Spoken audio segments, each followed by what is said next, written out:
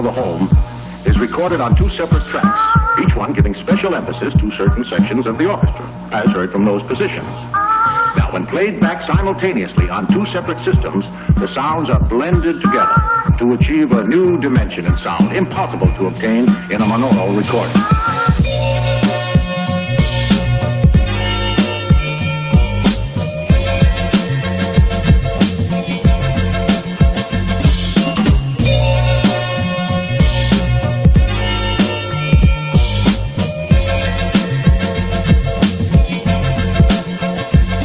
All right, good morning, family. Many things to discuss today. On today's show, topics will include what should be included in the new Cincinnati public school anti-racism policy. If you don't know, then on Friday, a new first draft of an anti-racism policy for Cincinnati public schools is going to be introduced in one of their meetings. I'm encouraging all parents, all concerned people, I'm not sure what your plans are on Friday, to check that out. I think it's very, very important. And I want to get your thoughts about what should be included in that policy. Also, young black voters are not enthusiastic about Joe Biden's presidency. And people are so caught up in other people's lives.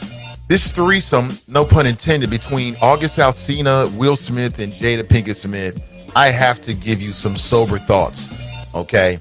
A lot to discuss this morning. If you want to share your thoughts, family, 513-873-7134. The show will get started in less than 1 minute.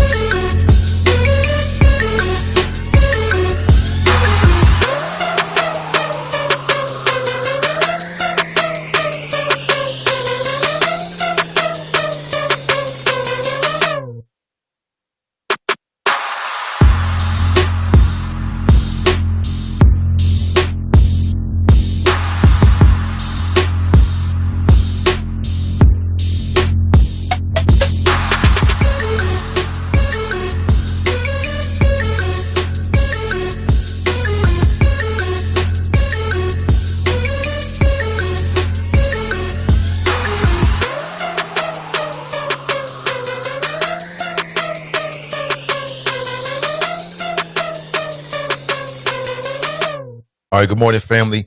We'll get the show started here. Listen, please like and share today's show. It means everything. On today's show, I want to talk about numerous things. It's the Nathan Ivey Show, the last honest place in Cincinnati media where nothing is funnier than the truth. Men are allowed. Check that. Men are expected to be men on this show. And, of course, lames get their blame shot down like John McCain, the wise words of Jay Electronica. 513-873-7134 if you want to share your thoughts this morning. And of course, you can see our sponsors for today's show up on the screen on Facebook. There's a few ways to interact with the show. You can go to the Spreaker Network and check out the audio and listen live. You can also listen live via the TuneIn Network, live audio.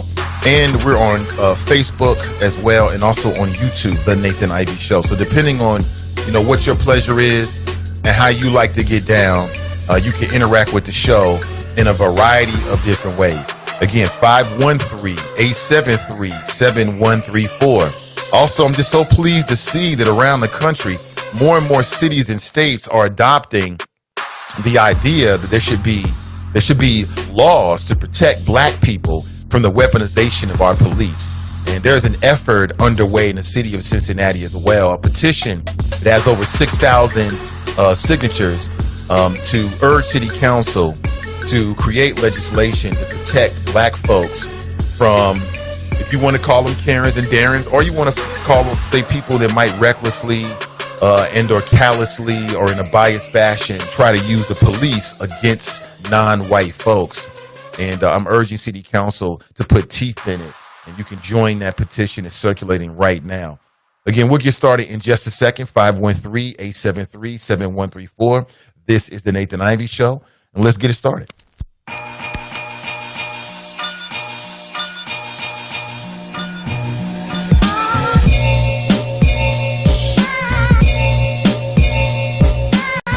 Hey, good morning, everybody. Welcome back. Nathan Ivey with you. It's a beautiful Thursday in the Queen City.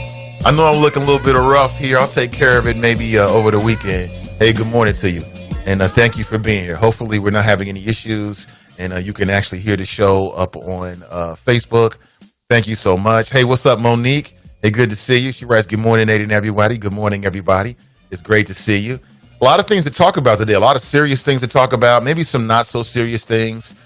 We might get into a little bit of August Alsina and Jada Pinkett Smith and Will Smith. They've got some kind of love triangle or open relationship that's going on. People's reaction to it, I think, is quite interesting. I'm more interested in people's reaction to it than the actual news about what they're doing. But first, I want to talk about what's happening in the Cincinnati area. And there's a lot of things happening, including on Friday. I want to make sure that everyone is aware that on Friday, there is going to be a meeting at Cincinnati by the Board of Education, Cincinnati Board, CPS Board of Education, and they are going to be discussing a number of different things, including they're going to be discussing a proposed anti-racism policy. You seen this? Hey, Brenda, good morning to you. An anti-racism policy, which I think is very, very interesting. And I'm glad to see that there are people thinking along these lines, because in my opinion, you know, every institution in the greater Cincinnati area should be challenged. Every last one of them. Every last one. And if we're going to talk about equity, if we're going to talk about leveling the playing field, then we cannot have a conversation about that without talking about the Cincinnati public school system. It is impossible. 3/4 of the children, the students that go to attend Cincinnati public schools are African American.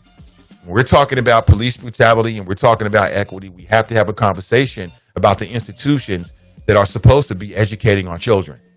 And I have 2 children who will be going to the CPS system. I have a daughter who's in the 10th grade now, going into the 10th grade. I have a son who'll be going into kindergarten. So I'm on 2 different sides of it. I'm on 2 different sides of that spectrum. Okay. And some of the things that I've seen have been absolutely amazing. You wouldn't believe it if I told you. You would not believe it. Good morning to you. And I'm glad to see. And the question I have numerous questions. But one question I have is, you know, are teachers and administrators, what are they doing in terms of being trained about implicit bias? And I think that's very important. It could be they're getting a lot of training. It could be that they need more training. But I'm glad that Cincinnati Public Schools board is going to have that conversation on Friday. I wish that they would have put out what the first draft is to the public so that when people tune in tomorrow, then they'll actually have the information that they need to actually give some intelligent sort of like insight. I just don't understand why that's not happening. I mean, if there is a first draft, then why isn't that draft being made public before the meeting? Right? So that people have 24 hours, 12 hours, or whatever it is to try to figure out what it is.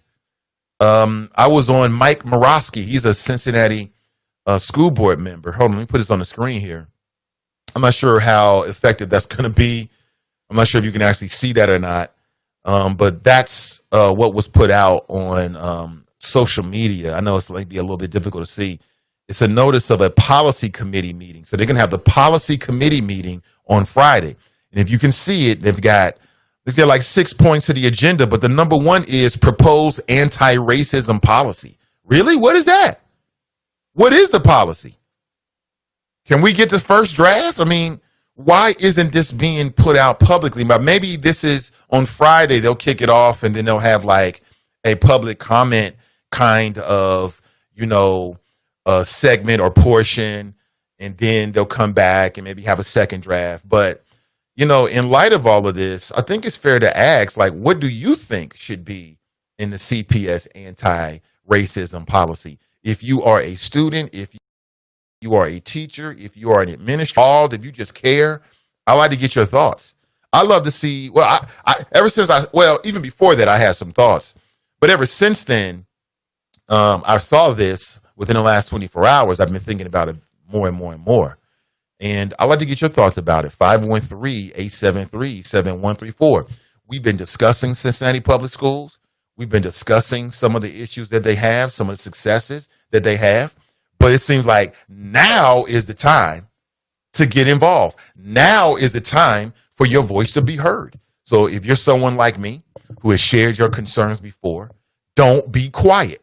If you're a parent and you have had some issues, and because of those issues, you've been thinking, and now you have some ideas, now is the time. Don't be quiet. Let your voice be heard. I'm not sure what you're doing on Friday, but if you can't be there, I'll be there. I'll be chiming in, tuning in, and maybe even chiming in, should I say. I'll be tuning in and possibly even chiming in with some questions and comments, and I'll report back to you directly afterward on social media. And of course, we'll talk about it on Monday as well. I did reach out to Mike Morosky, who's the Cincinnati School Board member, this morning to see if he's available to call in either today or tomorrow, just to give us a heads up and some insights as to what we can expect.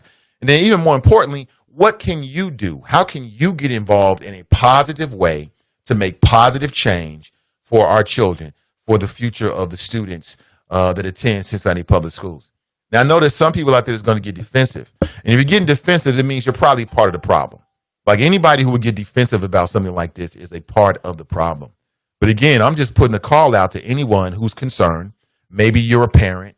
Maybe you work with CPS. Maybe you used to be a parent and you saw some things or you experienced some things. Now is the time for your voice to be heard. Not tomorrow, not in 2 years, not 3 years ago, not 5 years from now, but right now. It's going down right now. So I want to make sure that people are aware of that. And we have been talking about it here on the Nathan Ivey Show for some time because, we are visionary people that can see around the corner. And we understand that Cincinnati is never going to reach its potential until our school systems reach their potential.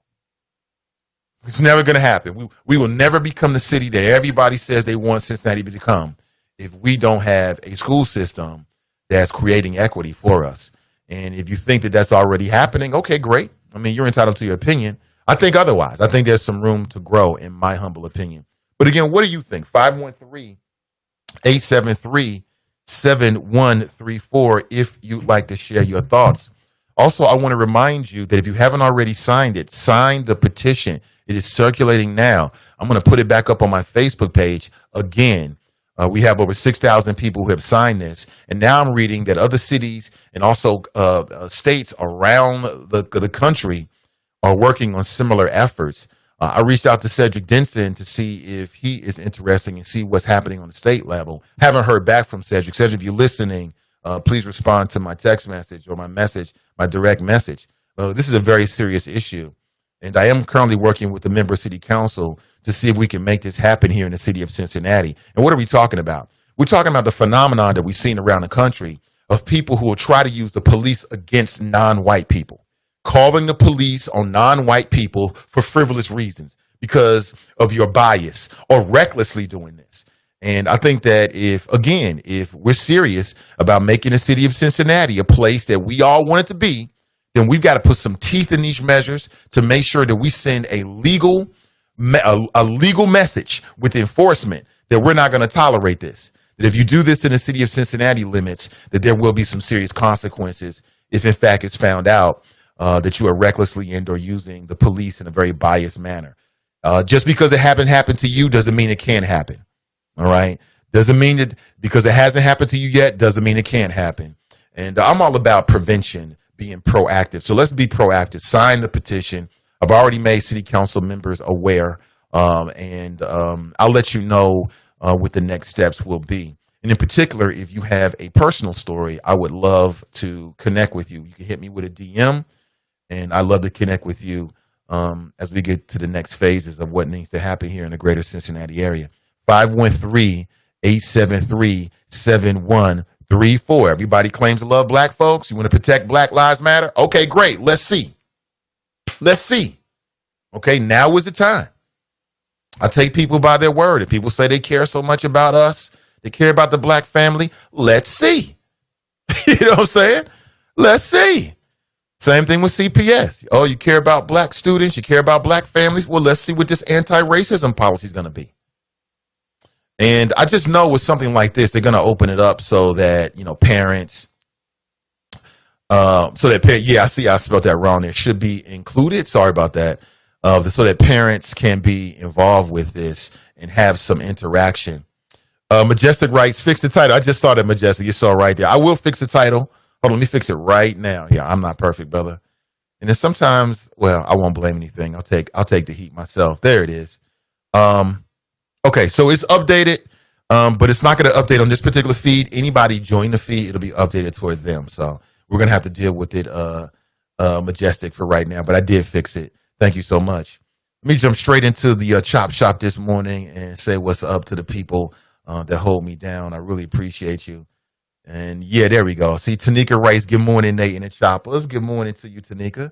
Hope you had a great 24 hours. Always good to see you. Miss D writes, greetings. Majestic writes, good morning, folks. He writes, included. No, you ain't got to take it down, brother. You just deleted it. Hey, I'm not perfect, man. I'm not perfect. I'm not ashamed of anything. Dr. Acton's miscalculations is in the house. He writes, good morning, Choppers. Might make you cuss at your phone, might not. Just depends on how I feel. Either way, you are immersed. Hashtag alt middle. Hashtag scusted. Okay. Tracy writes, hi. Brenda writes, happy Thursday. Carla writes, good morning. Kelly writes, good morning. Hey, Brian's in the house. He's all masked up. Good morning. He's masked up. That's some serious protection right there. He's masked up even on social media. What? He ain't getting no COVID-19. Mason Marler writes, good morning, Nate and the Choppers. Hashtag, that's it. Okay. Good morning to you. Get to the chopper! Sharp writes, good morning, Nate and the Choppers. Hey, good morning to you. No, that's the wrong one. Get to There the it chopper! Miss Tiffany writes, good morning. Do y'all remember why? That's hilarious. Miss Tiffany writes, good morning. It's the inside joke. Dr. Acton's miscalculations writes, I cut my beard on Tuesday and I don't miss it. I will grow it back. My beard connected. There were no patches. Okay, that's good. I did see that, brother. You look different, too. You look different. You look younger. Not to say you look old, but Fox writes, rise and shine, young stars. The whole world is Africa. I like the way that sounds. Jared writes, good morning, hashtag team and I. Good to see you, brother Jared. Thank you for the support. Kiki writes, peace, love, and light, family. Brent writes, good morning, family. Pam writes, good morning, all. Tanika writes, I had a wonderful 24 hours. Thanks, Nate. That's great to hear. I love hearing that. That's beautiful. I love to hear that. Thank you for being here. I want you to think about it. There's a lot of smart, intelligent people in the room. Cincinnati Public Schools tomorrow is going to, or should I say, the board is going to introduce the first draft of an anti-racism policy. Let's put our brains together, spitball a little bit, and come up with a few ideas that you think should be included. Now, we're doing this sight unseen because we don't know what's out there, right? Hey, what's up, Stephen? Thank you so much for all the like and shares. I appreciate it. It means everything. We don't know what the first draft is going to be. We don't really know yet. So what I want to do is just kind of think about what you think should be included in an anti-racism policy with CPS. It could be that we come up with some of the same ideas that the school board members come up with. Or it could totally be that we come up with some ideas that they haven't thought about. Okay? If you're a parent, if you're a teacher, if you're an administrator, if you're someone who works with CPS, I think you have a very valuable opinion. On this show, your opinion matters.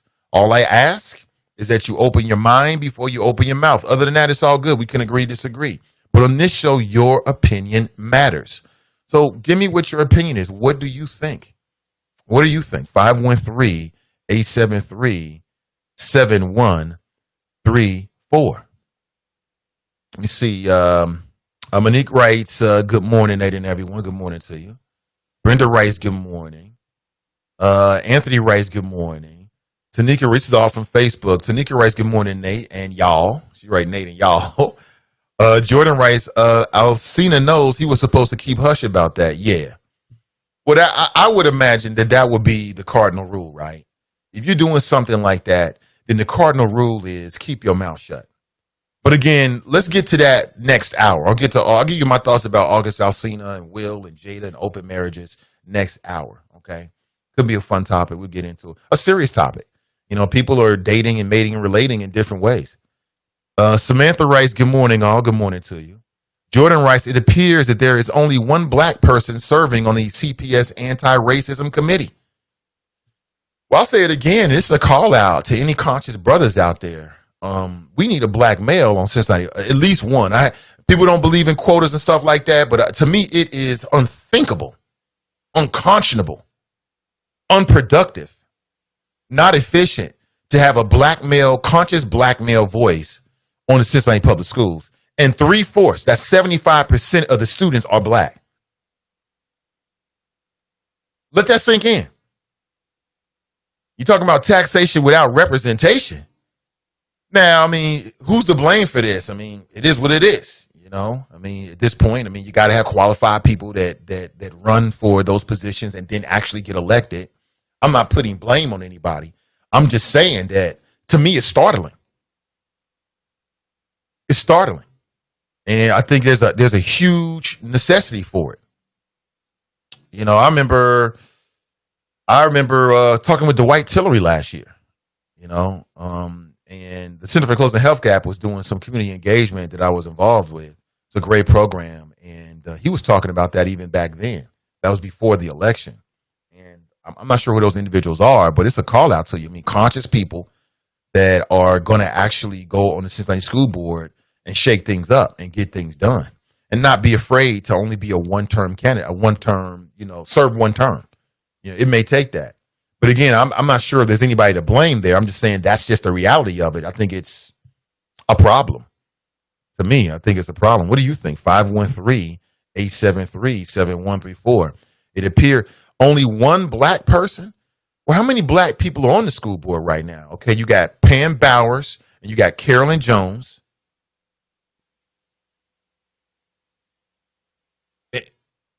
And I think that's it.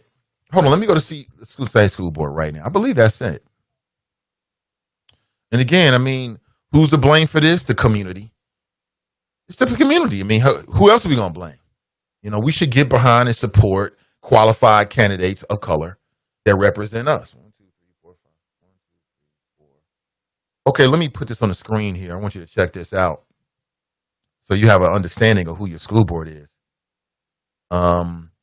You know, I agree with Donnie B. She called in maybe it was a week or so ago and said that she thinks that the school board members should get paid more money, and then which would give them more, hopefully would give them more time to maybe work on these things. I mean, if these kind of positions are important, then they should be important enough for us to put some money behind it and really support these individuals that want to do this good work. I'm sure it's a very, very, very, very difficult proposition.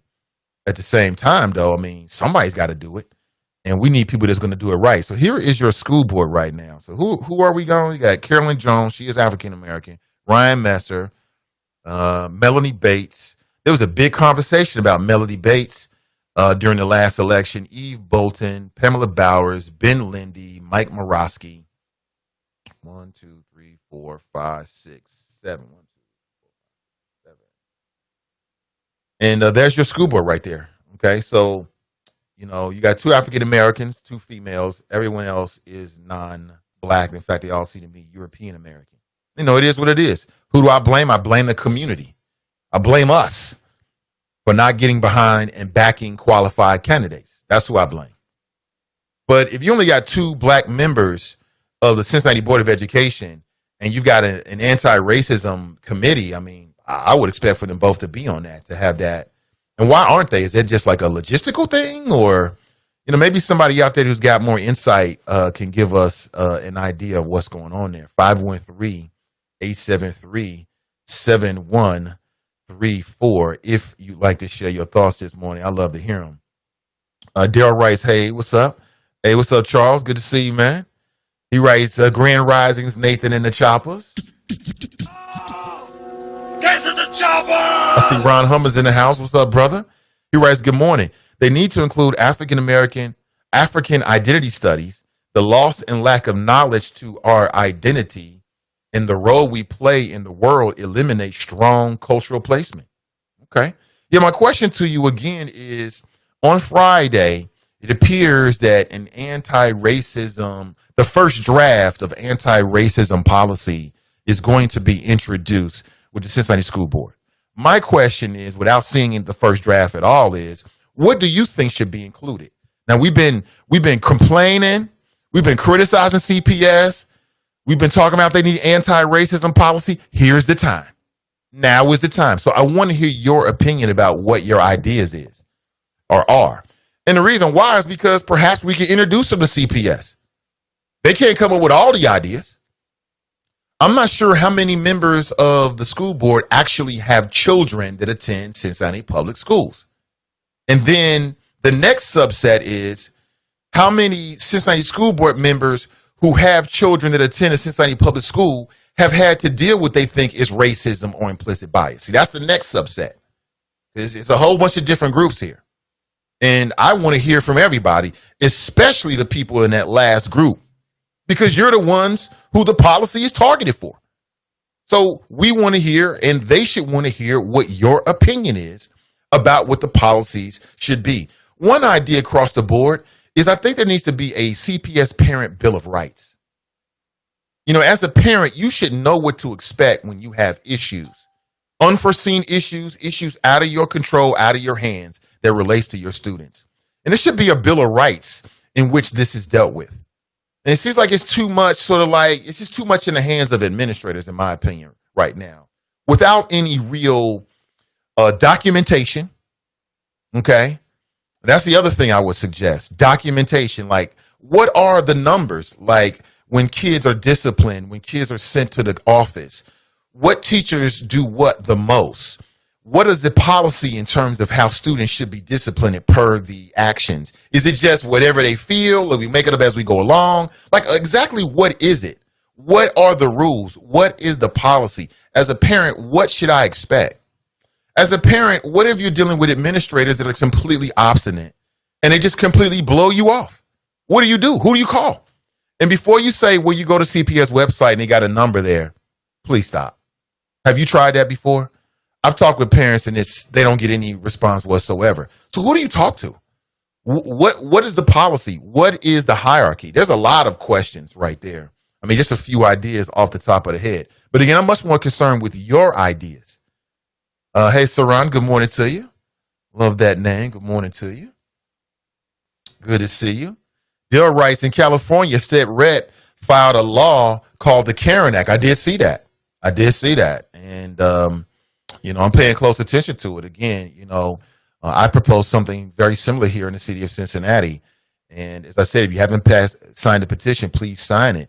The more people that sign it, it's multiple reasons. But, on the surface, the more people that sign it, that sends a message to City Council that people are very serious about this. I'm very serious about this.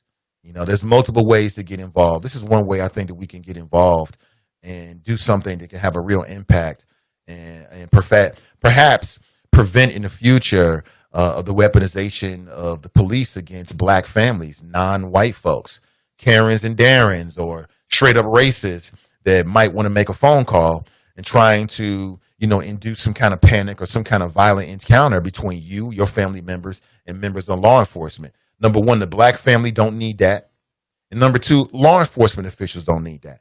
They should be used in a manner that is best for public safety instead of being wasted because somebody's having a problem. Somebody wants to call the police on you. Nah, we ain't with that. So I did see that. I'm paying close attention and trying to see if there's things that we can do here in the city of Cincinnati and or the state of Ohio as well. Janaea writes, if they have a draft, when is it supposed to be policy? Wait. If they have a draft, when is it supposed to be policy if it does get passed? It's a great question. Well, if it's a first draft, perhaps the implication is that there'll be a segment, a portion in which the public can give their ideas. I'm sure that the members of the school board who are behind this have already been taking ideas from the public. I mean, I can only assume that. Hopefully I'm not making an ass of myself when I do. Okay. But I think that the larger community should have an opportunity to chime in as well.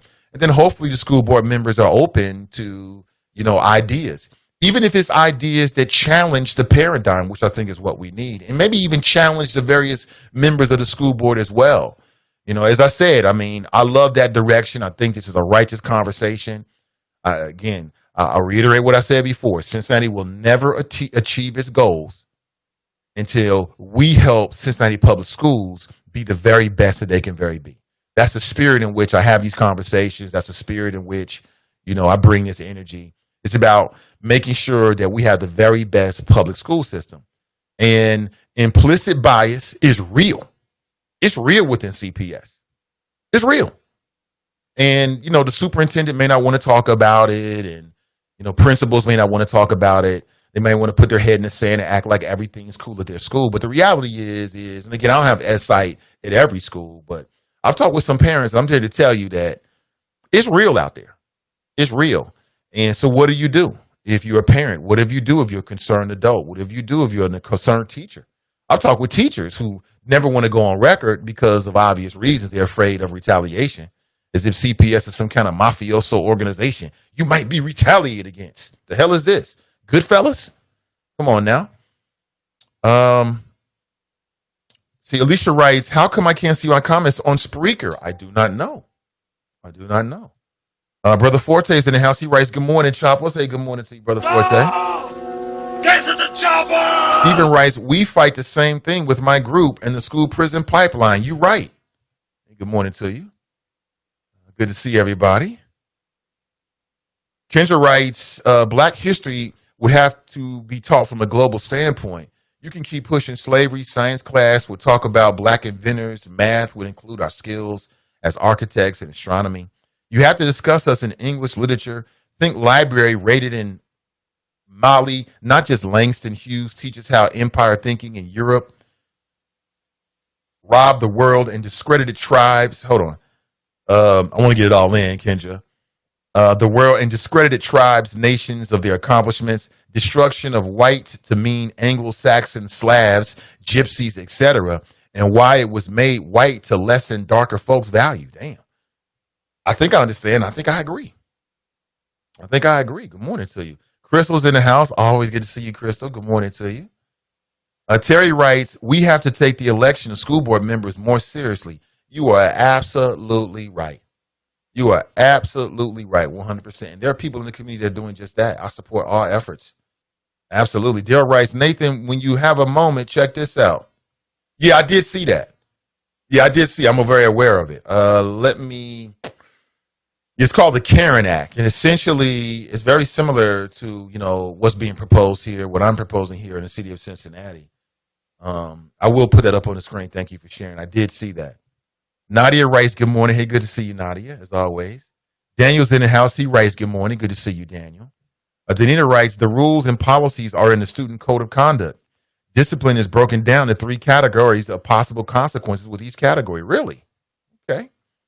Karen writes, LOL, the Karen Act? Yeah, that's pretty funny. I may adopt something here. Maybe we should adopt something like that here. That may actually be the name of it here in the greater Cincinnati area. And another link. Absolutely. I'll check it out. Stephen writes, Columbus the same way. Special needs kids get it worse. Is that right? Rachel writes, good morning. Renee's in the house. She writes, good morning, everyone. Happy Thursday. Hey, good to see you, Renee. As always, thank you for being here. Absolutely. Is that right? Hold on. Let me look this up real quick. Karen Act. Oh, I love it. Here it is. Racially motivated 911 calls, making it illegal, right? Absolutely. These are smart, intelligent people. That's the same spirit in which I'm moving here in the city of Cincinnati. Everybody says they love Black people. Let's put some teeth behind it. Let's make sure that if and when this happens in the greater Cincinnati area, that, people are dealt with in a responsible manner.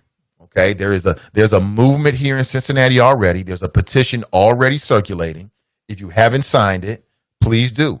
Members of City Council are already aware of it. At least one member of City Council is very serious about it. And I will let you know what the next steps are and how you can be involved and we can make this happen here in the greater Cincinnati area. All right. This is going to happen. And there's no doubt about it. Okay, this is dope. I like this. Hold on, let me go straight to this article right here. You can check this out. You know, people are doing similar things all over the country, as they should be doing. No, that's not what I want. Sorry. I didn't want to put that up on the screen. Here we go. The Karen Act, I think that is. Yeah. There it is. Yeah. So, hold on. Give me 1 second here.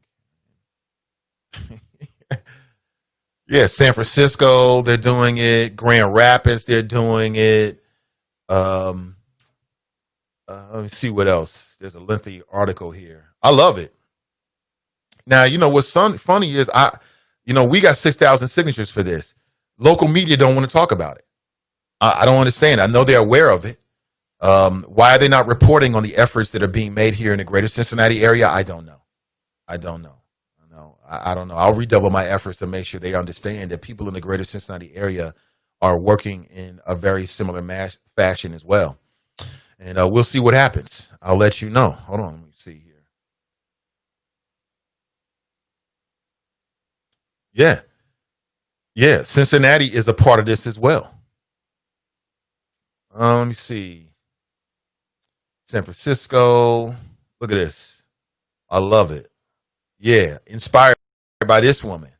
Yeah. When I saw what happened in Central Park, that's what inspired me as well. And I think there's some ways to go to put even more teeth in it here in the greater Cincinnati area and in Ohio in particular. But what do you think? 513-873-7134. Again, if you're not aware, boom, there it is. You can find it on my Facebook page right now. In fact, let me put it inside. Let me put this inside of today's show comments so that for folks who are unaware of it, then you can be more aware. And thank you, Erica. Appreciate the like and share. You can be more aware of it and actually do something about it if, in fact, you feel inclined to do so. Let me see here. Yeah, I mean, if you just scroll down a bit, you'll find it. Hey, Marcia, thank you so much. You'll find a link to the change.org petition. Let me go there right now, as a matter of fact. And you can check it out for yourself. Hold on 1 second. Where are we at here? Here we go. Yeah. So let's check this out. If you're not aware of it, we're at 8,000 signatures right now. Why is local media not reporting on this? So 8,000 concerned people in the Ohio and greater Cincinnati area have signed on to my petition. Why is the media not reporting on it? I don't know. I can't tell you why. They would rather report on the efforts from outside the greater Cincinnati area than reporting on what we're doing right here. Yeah, I don't get it. Again, stop the weaponization of police against black people in Cincinnati. And we will reach 10,000 by the end. I say within a week, we'll be over 10,000.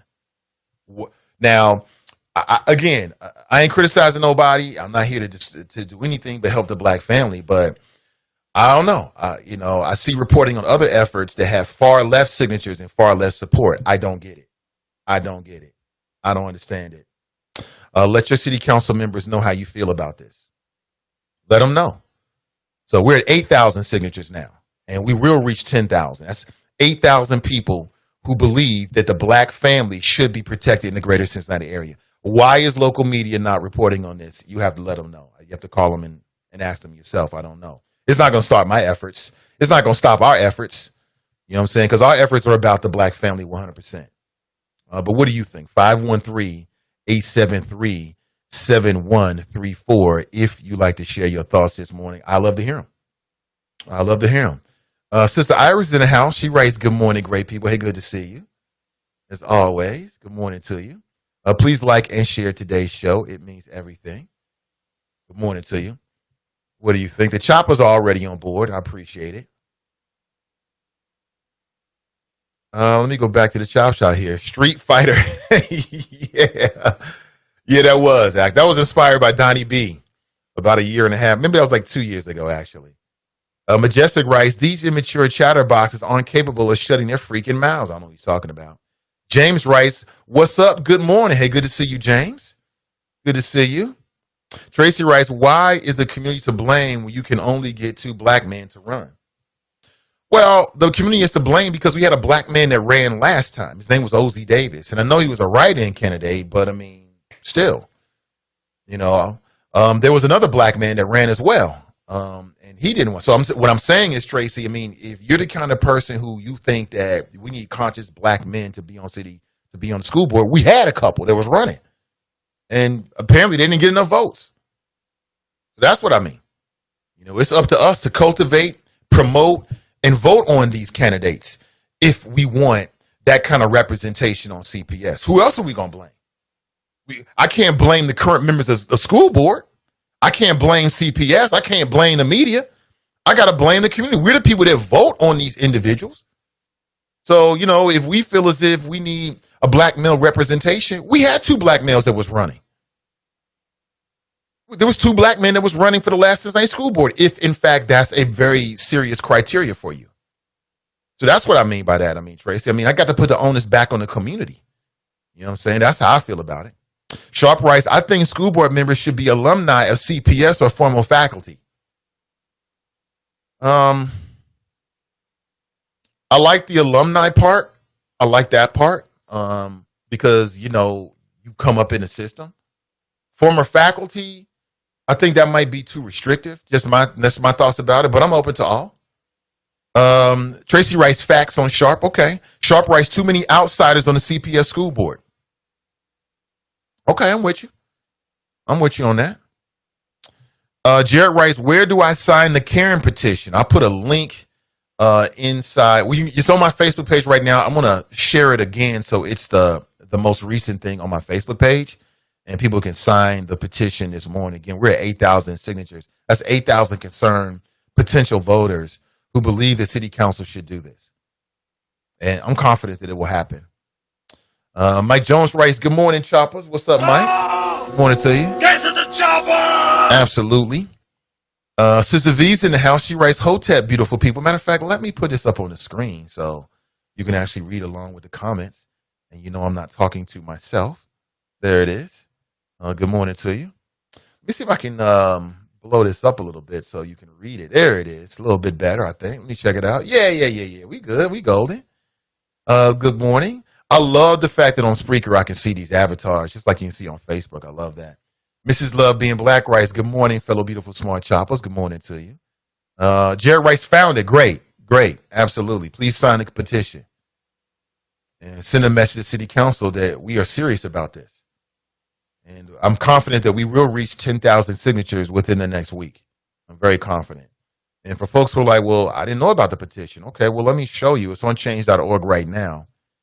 And hold on, I got 2 of them up. I don't need 1. There it is. It's on change.org right now. Boom. And you can check it out for yourself. There it is.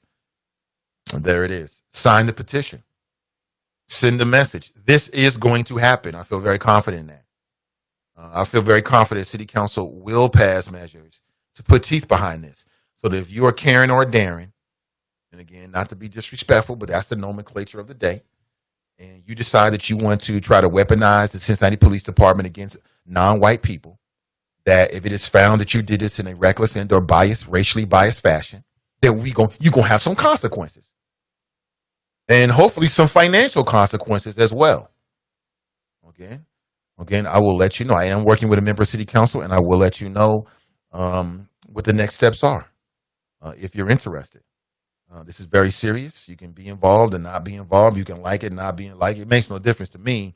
I'm more concerned about, I'm from Cincinnati, born and raised.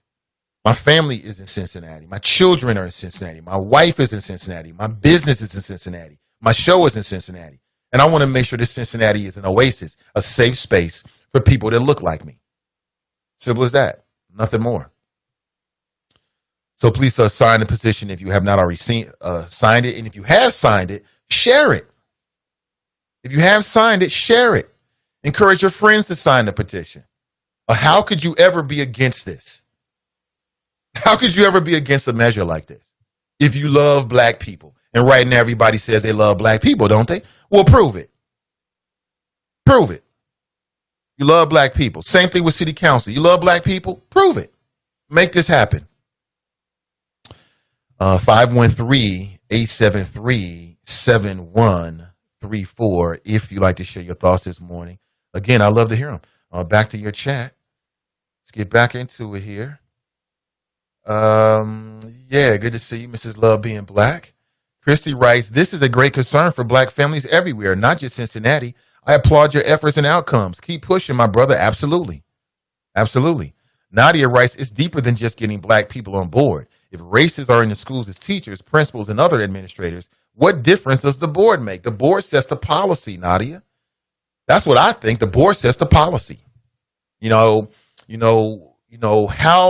much training in terms of implicit bias does CPS do? I don't know. I'm at a knowledge deficit. I fully admit it. It could be they do it every year. It could be they're doing it right now. I don't know. We need to know. There's a lot of mystery about, this particular issue when it relates to Cincinnati Public Schools.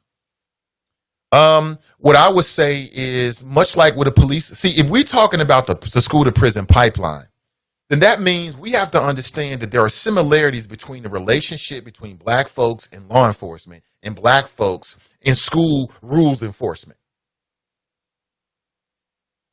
We don't have a collaborative agreement with Cincinnati Public Schools. We have that with Cincinnati Police Department.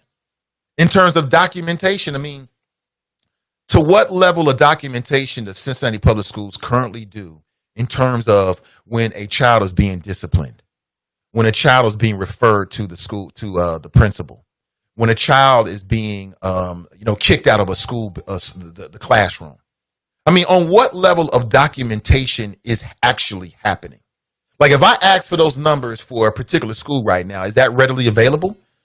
Are school administrators documenting this? Is this available to the public? Probably not, because they'll say, and rightly so, the privacy of the children. But I think there's a way in doing it in which you keep privacy, but then we get some real idea racially in terms of the racial numbers of who's being disciplined and to what regard. And I know for a fact that CPS is aware of these issues and are dealing with these issues. I'm not trying to say they don't care. There's a lot of good people that work in CPS that care very, very much about this. But I think that the public support and the school board support with proper policy and procedures is really, really necessary. As a parent, I'm concerned, what do you do when administrators stonewall you and you have a real issue with your child? Do you just suffer and just bite in and don't say anything? And you got serious issues because you're just at the whim of these administrators and teachers? What do you do? Who do you talk to? And again, don't hit me with to go to the CPS website, because that does not work. It don't work. I'm telling you, there's some horror stories out there that people don't really want to talk about.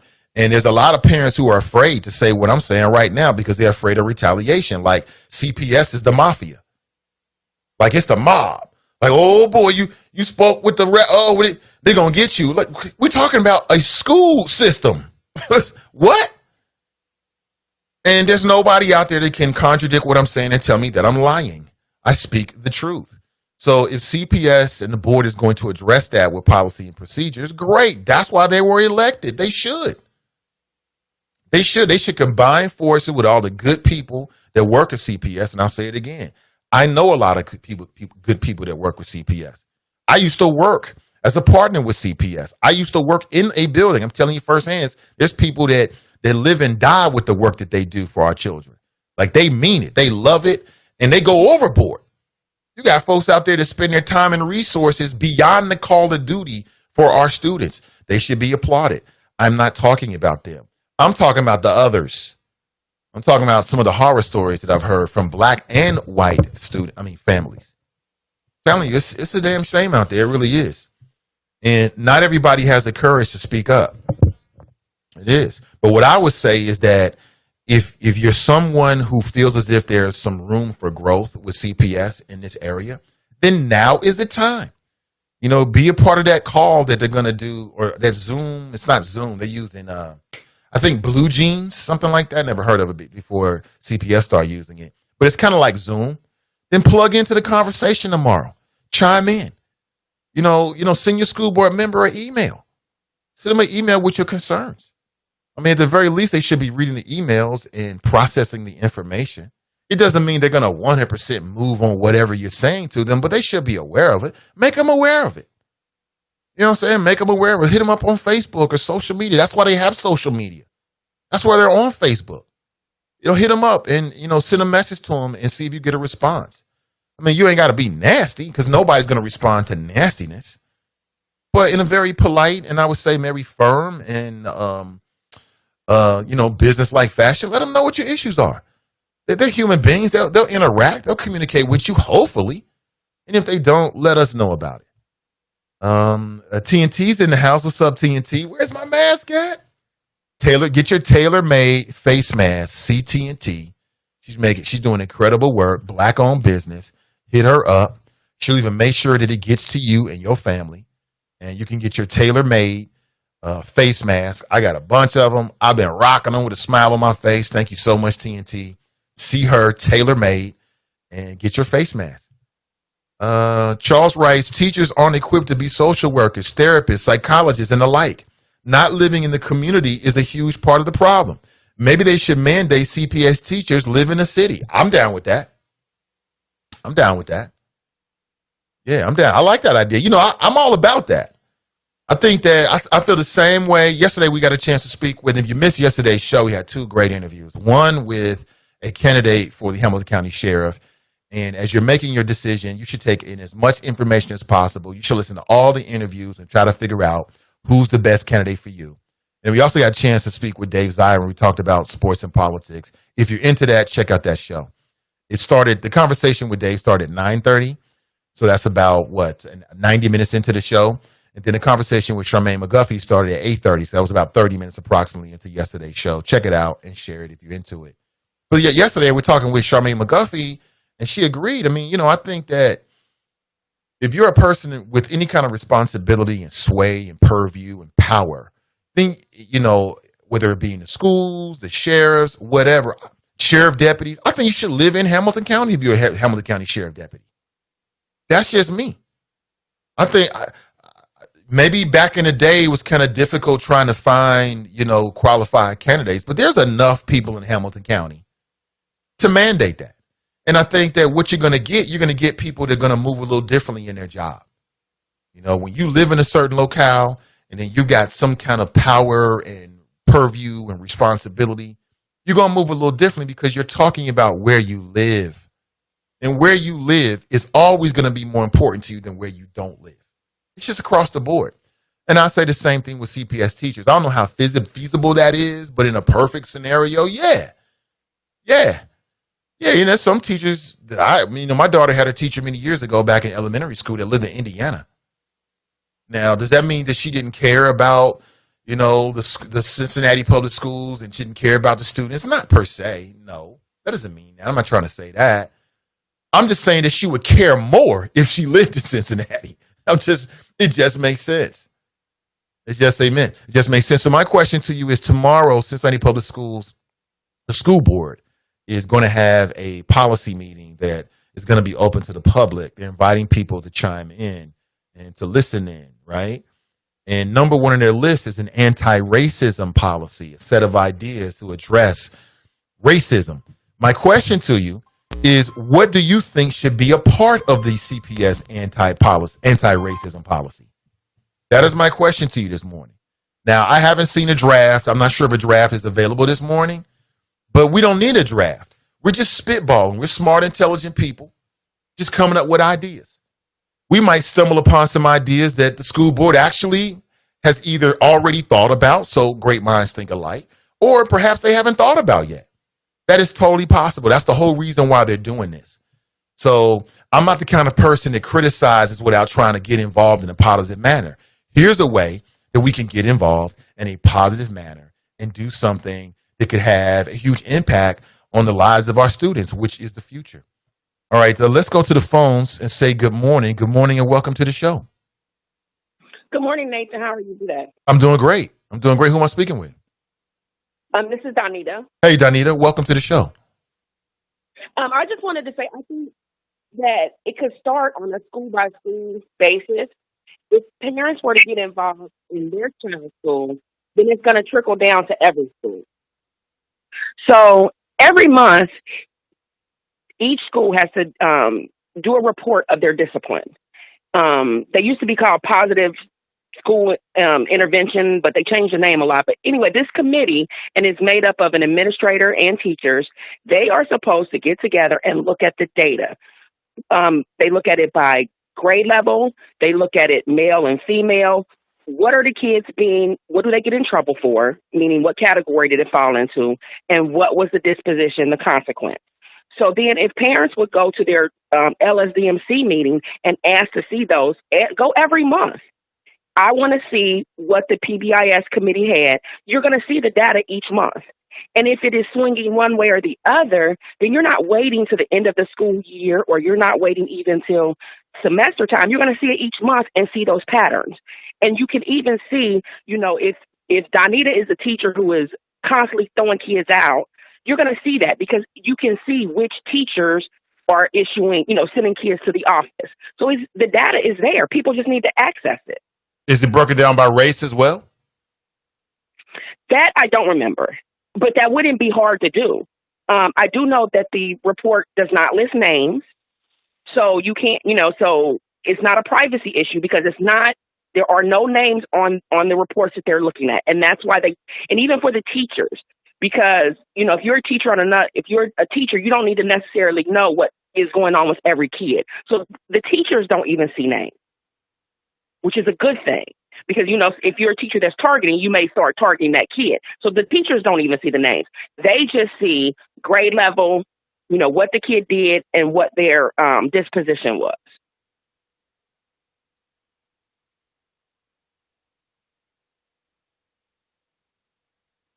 Hey, Hello, Donita. are you there? Yeah, I'm serious. I'm still here. I'm sorry, I have my mic off. Now, what's the name of this again, please? It used to be called the PBIS committee. They change the name all the time, but PBIS was Positive Behavior Intervention. So they may have changed the name, but the concept is still the same. And they are in each school, this is supposed to be done monthly. Like I said, one of the administrators, a principal or an assistant principal, is the head of it. And then there should be a teacher representative, either depending upon how the school is run, if it's a team school, meaning by grade level, or if it's a department school, so English, math, science, social studies. But there should be teacher representation on this committee where they're looking at this. And the idea is to see what we can do to change those behaviors to make them positive. They're supposed to come up with incentives for kids who are doing the right thing. They're supposed to come up with interventions for kids who are not. And again, they should be meeting monthly. So if parents are going to the LSDMC meetings in their schools, which are held monthly, you do not have to be a member of the LSDMC to come. Ask for it. I think parents have to take more initiative to demand these type of things. And as a parent with a child in that school, that's your right. Again, they don't have to tell you who did it, but they should be able to provide the numbers. All right. I'm going to do just that at the very next LSDMC meeting at my daughter's school. I'll report back to you and tell you what I find. Good deal. And I think a lot of parents don't know that the LSDMCs are there for their school. You understand what I'm saying? I think people think about PTO because that's the initials that we hear, but the real power is with your LSDMC, the local school decision-making committee. I'll be honest, I don't think schools do a good job of putting that out there. If parents don't know, they're not going to come. And it's not necessarily that parents don't care, but if they don't know that these things are in their school, then you have the same people on the LSDMC running the school the same way. If we want to make a change, you have to be on these committees that are there to make the change and who actually make the decisions in your school. And who decides who's on the LSDMC? Because in my experience, it becomes like a good old boy network where friends of the friends of the principal, friends of the administrators. So you don't really get a challenging opinion. You get the same old people, like you said, in the same position, making the same decisions. Well, see, then that's where, as a parent, because the LSDMC is supposed to be broken down, there's a number of parent representatives, teacher representatives. There are community members that are supposed to be on the LSDMC. And what a lot of people don't know, and I'm sure it's not advertised, is that they're only 2-year terms. So I'll say, use my name. So if Donita's been on the LSDMC for the last 10 years, a parent needs to come in there and say, why is Donita still on this LSDMC when it should have only been a 2-year term?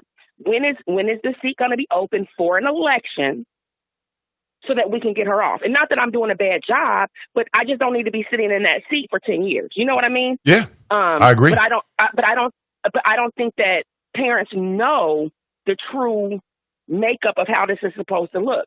And again, if they are trying to make it the good old boys club, they're not going to advertise that to you. Again, Donita going to sit on that LSDMC for 10 years. And sometimes what happens is my kid is gone and I'm still sitting on the LSDMC. Right. Which is a problem. But if nobody knows how it's supposed to look, then they're just going to continue to do the same old thing. And I think what we're saying is the same old thing just is not working for us anymore. We have to make changes. But in order to make those changes, we have to make sure that the community is aware of the policies and how it works, because you can play within their rules and get what you want. So along those lines, Donita, I really want to hear your thoughts on this. Any ideas for CPS's anti-racism policy that you think should be included? I think I'm a data-driven person, and I think CPS always wants to say, look at the data. I think the first thing that you have to look at is, again, teachers. You have to look at which teachers are writing up these kids, which teachers seem to be causing the problems, and how is it resolved? And look at also these administrators. How many administrators are just suspending kids for a Category 2 offense over and over and over? Because you just don't want this kid in the school anymore. I think it's time to call our administrators on the carpet, because it should be transparency. We should know the suspension rate of our kids. We should know, what's going on in the classrooms with our kids. I'm a graduate of Walnut Hills, and I remember going to Walnut Hills with a math teacher with a Confederate flag on his belt buckle coming to school like that every day. Nobody said anything. I remember a teacher telling us, you better learn how to speak Japanese so you can talk to your teachers. Those are the type of things that people don't want to talk about that go on. But when nobody does anything about it, it just continues. Mm-hmm. Yeah, this is all great information. Thank you for sharing. I mean, in my experience, I think that there are some gaps, right? I mean, because there's a gap between what if you have a teacher that administers discipline to a child, right, in terms of their interaction with the student inside the classroom, but the student is never sent to the principal's office. There's some gaps in there, right? What if you have a teacher that puts a student out of the classroom, but doesn't send the student to the principal's office, right? That kind of stuff isn't documented. There's some gaps in there in terms of my experiences and experiences I heard from other parents that probably doesn't reach the level of this PBIS committee, but nonetheless, it's still happening and still impacting students and parents every single day. But I appreciate the call. Well, You definitely some stuff to think about. I'm sorry. Go right ahead, Donita. Well, I'll tell you real quick. I'll tell you what I used to do as a school secretary. Kids would come down and they would be so upset. Mr. So-and-so just put me out in the hallway, like you're saying. Right. So that kid was not sent to the office, so the administrator may have never known. So as parents, what we have to do is really empower our kids. And what I would always encourage that child to do, like I would tell the kid, when you start arguing back with the teacher, we already know that that's going to escalate into something else. So I don't advocate that. But what I advocate you to do is to go home and tell your parent. Okay. You tell your parent exactly what happened, what you did, what the teacher did. Then that parent needs to come up to the school and speak to that administrator. And when they do, like you're saying that, that administrator may not have even known that it happened. Right. But again, some gaps there, because I know for a fact with my own experiences and dealing with other experiences from parents that has happened. Parents go to the school and then they get stonewalled by the administrator. That kind of information is documented. There's now documentation there. You say there's a game being played with the documentation, right? That's probably never going to show up on the PBIS committee data monthly report. But nonetheless, it's an experience that happened between the student and also the parent as well. So what do you do if you're a parent? So as a parent, what I would do is I would document myself. I'm going to document how many times I've contacted that administrator. And I'm not going to call because I don't have a record of that. I'm going to send it in an email. Okay. And so I'm going to CC in every correspondence. I'm going to CC Laura Mitchell, because guess what? If Laura Mitchell keeps seeing these emails from Donita Thomas about Donita Thomas's son with this administrator, I guarantee you she's either going to get tired of that or she's going to contact me. And guess what? Laura Mitchell works for you. But Danita, two things here. Laura Mitchell's email is not readily available, I don't think. Is it somewhere on CPS's website? Because I haven't seen it. Like, that email, again, I don't want to make any assumptions, but I'm saying two things. I know of parents who've done all of that. Sit down and talk with Laura Mitchell. Nothing happens. Okay? CPS has a website where they say you're supposed to call and tell everybody all this kind of stuff. Parents have done that. Nothing happens. So what do you do? And that's what I'm hoping that the board will address with this anti-racism policy. Or one of the many things. Because if that were the case, if I was that parent, to be honest, what I'm going to do is, if I've already had a conversation with Laura Mitchell, who is supposed to be, the top administrator in Cincinnati Public Schools, and she does nothing, then I am going to that open school board meeting. I'm going to sign my name to speak, and I'm going to put it out in front of everybody. And I'm going to keep going to those board meetings, putting it out in front of everybody until Laura Mitchell does her job. I don't think I would stop with just saying, and I know it could be frustrating, and as a parent, you should not have to go through all of that. Let's say that first. As a parent, you should not have to go through that. But at the same time, hold their feet to the carpet too, because guess what? They're holding your students' feet to the carpet. And you know They're what? Not going to let your student just act any kind of way. But Danita, we've now arrived at the same conclusion. That's my whole point, is that parents need more mechanisms to hold teachers, administrators, the board, the superintendent responsible. Okay? Because the mechanisms that they have in place right now, the systems are not effective. They're not effective. Mm-hmm. Parents are getting stonewalled. They might even talk with there's parents who don't even know that there are assistant superintendents or how to contact them. Unless you're somebody with some pull and you know the right people. Most parents don't even know how to get in contact with these individuals. And then when you do, they'll sit down with you and say, you know what, that was wrong. That shouldn't have happened. But nothing happens other than that. So again, that's very true. This is what the system is set up in a way to protect bad behavior from teachers and administrators. Unless the teacher administrator does something that the superintendent or your assistant superintendent really doesn't like, right? But if it's just you, a parent, I have experienced it. I have seen it. It is a horror story. You have nowhere to go. You have nowhere to go. In this PBIS committee, there are huge gaps in terms of what they actually know. Like I said, if you were a teacher, if you're a student, and the teacher overreacts and puts you out of the classroom, okay, that ain't documented. There's no documentation there because you're not sent to the office. The student is just removed from the learning environment and is punished. If you call the administrator, depending on the attitude of the administrator, they may or may not talk with you. They may or may not deal with you in a respectful manner. But that isn't documented. Those kind of exchanges are not documented. And so it slips through the cracks. And so that's what I'm saying. I mean, the PBIS, I was vaguely familiar. You kind of reminded me on that. That's great. But there are gaps in terms of what they actually are documenting and what that data actually reveals. And that's why I'm saying as parents, we have to hold their feet to the fire. The same thing that they're requiring from our students, we have to require from them. Because they're not going to allow your students to come into the classroom acting any kind of way. So guess what, Miss Teacher and Mr. Principal and Miss Assistant Principal, we're not going to allow you to come into our school and act any kind of way. But it's going to be a fight. We know that. But we have to be willing to go those steps for those fights. Remember the big thing, parents for public schools? Yeah. Well, okay, you want to use us when it's time to pass a levy, but guess what? Parents for public schools, we're going to be the review committee for you. And I think if parents got together and said, this is what it's going to look like, because the school works for us.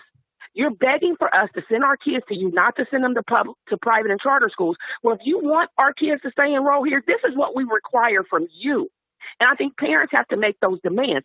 And as a parent, I don't see why you can't. What I'm saying, Danita, is you can make those district, and this is what we're going to do it.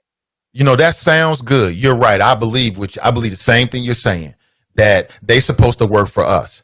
But in everyday actuality, they working for themselves and they own paychecks and they own benefits. That's what's really going on. And there's a level of arrogance and dismissiveness that you'll run into if as a parent, as an advocate, you start to voice your opinion about things that are wrong. And what I'm telling you is there's nowhere for you to go. You can go to school board member and you can do school board and you can talk for a minute and they will dismiss you and forget you as soon as you walk out the door. But what I'm saying is this, though, Nate. The same way we're saying we, defund the police, these are the things that we want to see.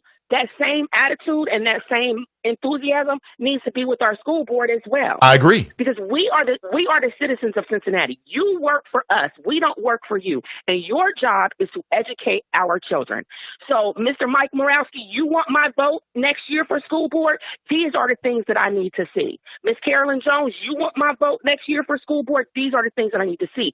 But we need to make sure, one, what we're asking is realistic and in line, but two, that then we hold their feet to the fire. And if these are the things that you are not willing to do, we are willing to vote someone in who will do these for our students. Mm-hmm. I guarantee you we will see a change. But what I'm saying is we don't necessarily require those things. We complain and we say it's not there, but have we really sat down with those board members and said, as a community, and said, these are the things that we want to see for our public school district. Right. I'm with you. You want my money at levy time. These are the things that we require for you to get it. I love the way you're thinking. I love that. If we start doing that, we're going to get, we're going to get what we need. The same way on any job, you have a job description. You know what I mean? And you know that if you don't fulfill this job description, you won't have that job very much longer. We need to do the same thing to them. They work for us. We don't work for them. I agree. They don't get to tell us how it's going to look. You understand what I'm saying? I don't get to walk into my job and say, well, this is what I'm going to accomplish today. It doesn't work like that. I have a job description that I have to follow. And if I don't follow it, I don't have a job anymore. It should be the same thing for them. But I think we have to get together as a community and do those things. Require it. If you want to work for my kids, this is what you have to do. And if, unfortunately, you may get in, and once we see that you're not doing that, we are going to vote you out. Don't think that you're just going to sit on this school board election after election after election and you're not doing anything. That time is over. Cincinnati has spoken, and we're not doing that anymore. This is the way things are going to run. Hey, Danita. And that includes Laura Mitchell's job. Okay. Hey, listen, I'm about that life. I love it. Anything else, Danita? Nope, that's it. Hey, thank you for the call. I appreciate it. All right. Yeah, dropping some knowledge for us if you didn't know that. And I appreciate her experience, insight, and sharing with us this morning. But, there's some gaps in that PBIS committee. And, this is a lack of knowledge. I'm telling you, it's like, I'm just saying, I'll say it again. There's a lot of good people that work at CPS that care for our children and spend their money and their times above and beyond the call of duty, so to speak. And those people should be recognized and supported and uplifted. But for the others, the time is now to address some of those issues. I'm just urging, and I wanted to do my part to make the community aware of what's going on and what the Cincinnati Public School Board is doing. If they're talking about an anti-racism policy, then, hey, what do you think should be included in a Cincinnati Public School anti-racism policy? You're a member of the community. You're a parent. You're a former student. You're a teacher or administrator. I think all those perspectives are very, very valuable. And I'll say it again. If you're concerned about the school to prison pipeline, the conversation starts right now. If you're concerned about equity for Black people, non-white people in the greater Cincinnati area, we got to talk about the schools. This is impossible. We will never be who we want to be as a city until we challenge each and every institution, right? Primarily the institutions in charge of educating the next generation of Cincinnatians, right? Black, white, or otherwise. And you got 3/4 of the students are Black. This should be addressed. It should be addressed right now. So the time is now. So I just urge people that have had critiques and criticisms and concerns. Well, they're opening the door for you to share. I think you should take them up on the offer and share your ideas with them tomorrow on their live stream. If you can't be involved with it, shoot me, or maybe somebody who can be involved, maybe you're at work or whatever. Shoot somebody who, has the time to do it, your concerns and questions. Maybe they can get them in. And hopefully this will be the first of a series of steps in terms of public involvement and interaction with this anti-racism policy coming from Cincinnati Public Schools. But again, what do you think? 513-873-7134. Let's go back to the phones. Good morning and welcome to the show. Good morning, Nathan. This is Ron. I'm sorry, brother. Say your name one more time for me. This is Ronald Hummond. Hey, what's up, Ron? Good morning to you. What's going on, bro? I'm doing great, man. I'm doing great. Welcome to the show. So, yeah, I actually, Brother Lawrence did he did a school board debate about 8 months ago, and I had the opportunity to present the State of Emergency on Childhood Trauma Initiative, the bill, to the school board president and incoming school board members. Okay. And the school board president has declined on multiple occasions to support the state of emergency on childhood trauma. And literally, I presented it to her. I presented her the draft of the bill, and the only thing that I asked of her was to just support. Because I mean, if anybody should be supporting this bill, it should be Cincinnati Public School. Especially, right. You know, when you look at the demographic of African American children there, how are you not supporting this? Because, you know, these children, man, they're going to school every day, and over 50% of them can barely function, you know, due to PTSD and other trauma-related symptoms. And they don't want to address that. And she literally is not even giving a reason why she's not supporting it. You know, she'll smile on my face, take the information, and go about her day, collect their paycheck. And I'm like, okay, so what exactly are you doing? Like, are you really looking for solutions? Are you really looking to impact these, you know, our children? Like the last caller say, I mean, they work for our children. They work for us. But yet they won't support policy that will deal with an issue that our African American children deal with at a higher level than any other race. So I just want to put that out there about the president of the school board, because yeah, she does need to step down. And I'm encouraging people, man, to go to the school board meetings. And, you know, when it's time to vote, we need to get her up out of there. If she's not going to work for us and do what needs to be done, man, for our children to have a functional environment, then she needs to go. Okay, so that's all I got for you, brother. Hey, Ron, hold on one second, man. I mean, number one, yes, for sir. people who are not aware of the state of emergency, can you just go through it real quick so they understand what you proposed and what you presented to the school board president? Okay, so right now we have a bill. It's HCR 25. It's on the House floor right now. It's actually in the Health Committee. And it's a state of emergency on childhood trauma. It deals with a number of issues related to African American children suffering from PTSD. Most people don't even know that our children, African American children, suffer from PTSD at a higher level than soldiers. That's sickening right there. I mean, because, you know, think about it. If 10 kids from Indian Hill, 10 little white kids from Indian Hill, if they were discovered, you know, to all of a sudden have this new disease called PTSD, you know, the media and politicians, they will start using narratives like chronic, crisis. But yet we have over 500,000 African-American children suffering from this whole disease called PTSD that enables them to be able to function in school the way they need to get the education the way they need to. And literally our politicians and others, you know, community leaders and school leaders sit back and act like it's not an issue. So we're pushing for a state of emergency on childhood trauma that models the state of emergency on opioids. And it will my bill, man, creates generational healing for so many African American children, poor whites, Appalachians, and Hispanics. And they can also get more information at www.ohiostateofemergency.com. And you're saying that, so Carolyn Jones is a black female. She's a school board president. Are you saying that she never responded, or did she respond and just say, I decline, or what was the nature of that? Well, basically, both times I gave her the information in her hand, and I asked her for her support. And twice she smiled, and I never got a response back. She has my information. I tried to set up multiple meetings with her, and I mean, that's, you know, been a lose. So yeah, I mean, you know, no response is the same as a response of saying hell no. Right, right. Well, brother, listen, I mean, with my limited understanding of what you're doing, I think it's 100% A1 and could have a huge impact in Cincinnati and the state of Ohio. I wish you the best. And let's stay connected, man. Yeah, absolutely. Yep, take it easy. That's Ron Hummons, everybody. State of Emergency. It's up on the, you can follow him on Facebook. Again, I'm not saying I'm an expert in what's going on, because I'm not. But in my limited understanding, I think it's absolutely critical. And shout out to Brother Lawrence. In fact, he did do that last year, and hope they do more of it.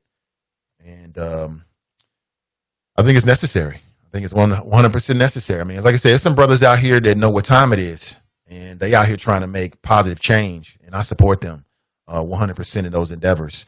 Like anybody out there trying to do something positive for our family, for our community in general, you got my support, 1,000%. So that's curious. I mean, I think it's fair to ask Carolyn Jones why. Why no response on that? Again, from my understanding, I mean, that's something that would be very, very powerful for the children at CPS.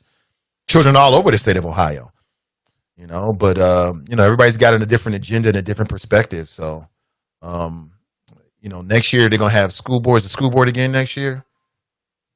We having school board meetings again next year. Is it school board elections? I can't remember. If so, if I'm here doing this show, which I plan on doing, then I'll certainly ask these questions and put it to these candidates, because we need good people who are not afraid to rock the boat, who are not afraid to be a one-time candidate. You know what I'm saying? If I was an elected official, I don't care about being a second term. I care about making sure my first term is as effective as possible for my constituents. If that means that I'm a one-term candidate, then so be it. But when I look at myself in the mirror every day, I'm going to be able to look at myself with respect and know I did the right thing for the people that supported me. And that's just my mentality. Everyone has a different mentality. I ain't trying to ish on nobody. I'm not trying to say anything critical to anybody. I'm just letting you know the kind of candidates that I'm looking for, that I want to support. I want to support people that'll put it all on the line the first time and care less about being multiple term candidates and care more about being super effective with the one term that they have. That's just my mentality. Let me go straight to the phones and say good morning and welcome to the show. Good morning, Nate. You hit it right on the head with that one-time candidate stuff. Hold on, let me fix the call. But yeah, this is Donnie B. And, when it comes to the school board, I got a lot to say. And I'm just going to put it out there. They're trash. Not only the school board, but the whole CPS system needs to be revamped. And it's not just trash at a school board level. To me, the real problem are the people that run the district, in, I guess that would be considered Mount Auburn, where they're located. And so my thing is, it's a joke, them saying we want to have an anti-racism policy, but they're not willing to address, the things at school. So let's start with number one. People don't realize this. The TNT brought it to our attention. So when they were supposed to be passing out food to our babies during the pandemic, who, because school was closed, didn't have any meals, instead of just passing out food, they were passing out Rush Limbaugh books. And we all know how racist he is. So I reached out directly to Carolyn Jones and was like, as a school board president, what are you going to do about the fact that they're passing out books, racist books, to our kids when they're supposed to just be giving them food? So she was like, I'll get back to you. We didn't know that was happening. But what I didn't hear was that anybody was ever held accountable once they found out that it was happening. Nobody got fired. Nobody got disciplined. And there was no follow-up with accountability for how that occurred. Number two, we got a black principal at Walnut. It means nothing. I stepped to him like, yo, my brother, it's Black History Month, and my son is not learning anything about Black history. And when I went to his social studies teacher to ask, and the English teacher, what they're doing to teach them about their history, the social studies teacher told me we don't have time in the curriculum. As a black man that runs Walnut Hills, you're going to allow teachers to teach about all the white history. But when I'm demanding that they learn about their own history, you allowed a social studies teacher to say he don't have time. There's not a single poster or slogan or anything in my son's school dealing with African American history at all. The facts they teach, there was one chapter in his social studies book, and it was on slavery, and they don't want to address that. So there's no African American studies curriculum in CPS at all. But we got a black superintendent, we got a black school board president, and my son has a black principal. Fire all their asses. Because I feel like there's no good, and I keep saying this in every aspect of life. If you are an African American official and you do nothing to change the way things are run that's different than what white people do, then you're just as bad. So my issue is, how do we have Laura Mitchell as a black school board superintendent, Carolyn Jones as a black school board president, and we got black principals, but stuff isn't changing? Same thing with the black female principal that runs the one gifted school that we have in Hyde Park. I went to her when my son was gifted in second grade. There's no transportation. We got a lot of African-American kids that are gifted, but people don't realize they got rid of the gifted system at all the schools. So the only place you can go is to the white school, Hyde Park, that's in Hyde Park, and they don't give you any transportation. So again, there's a racial barrier between the tools and resources that our smart black kids get versus the white. Well, who lives in Hyde Park? So help me understand that we got a black superintendent who allows the gifted services to be at only one school, and it's white. They only got 40 slots and no transportation. So my thing is the English teacher at Walnut. She taught on the Holocaust for 3.5 months straight. I emailed her like, yo, you're going to spend 3 months on the Jewish Holocaust in English, but I haven't seen you spend any time on African American studies in your English class at all. She covered Black History Month for 1 week in her class and did Martin Luther King, and that was it. So my issue is, we also don't have any African American teachers. My son is now in 8th grade. He's been at CPS from the beginning. He's had one African American teacher, period, his entire academic career, and that was Mr. Ricardo in computers in 7th grade. Best teacher he's ever had. Where the rest of them at? So my thing is, we like to go downtown and we have these meetings and we have these town halls, and it sounds good to create an anti-discrimination policy. But I'm dealing with what you do in practice. I don't need you to write up another document, create another PowerPoint. I need you to change systemic racism and the mindset and the lack of real concrete results in this school system. How is it that CPS is one of the largest, I think it might be the largest public school system in the state? We got 35,000 children, 75% Black. We're not even at 10% diversity. Not only when it comes to the teachers, but with who runs the school. Mr. Sublet, I'm calling him out. Used to be the principal at Coaldale, where my son went to school. Racist as hell, ineffective as hell. They promoted him, and now he works directly with Laura Mitchell downtown at the school district. Why is he not fired? I can give you concrete examples of how racist that dude is and how long he's been in the school system, and he's allowed to remain. School board doesn't run the school system. The administrators that are at the school district run the school system, and that's where the problem lies. It starts from the top down. We don't need another policy. We need a lot of y'all long-time life CPS workers to be eradicated. That's just me. Period. I said it. And I appreciate it. Anything else, Donnie B? Danita was saying, they work for us, but that's the problem, Danita. Do they? Because we can't even get a return phone call. I'll give you another example. Carolyn Jones was on Facebook the other day talking shit about basically, the decision to do the hybrid for the pandemic was a tough one. And what we as parents need to do is basically don't trash the decision or bash the decision that the school board made to go back to school in August in front of our kids. We need to basically just teach our kids to make the best of it. So I checked her on that, like, wait a minute, first of all, as a parent, I don't need you to tell me how to raise my son and when and how and what I should talk to my son about. That's first of all. What I need you to do is do your job. But more importantly, rather than hear a leader and let everybody know, with this hybrid BS solution that you have for us to go back to school in the fall, we don't have any information about how you're going to socially distance and manage the bus, how you're going to manage the bathroom, the food, and so many other questions about this hybrid. But they put out a PowerPoint, they put it on CPS, they put it in the news, it looks great. But I told her it is 2 weeks in counting that I've contacted Laura Mitchell, I've contacted the assistant superintendent, I've contacted the online school option, and I've contacted the general customer service number, and I'm still waiting for a return phone call. So yeah, us parents are supposed to run the district, and they're supposed to work for us, but we can't even get a return phone call. But we really don't. So we really don't. They run it. We really don't. We don't run it. So my thing is, instead of us talking, what are we prepared to do?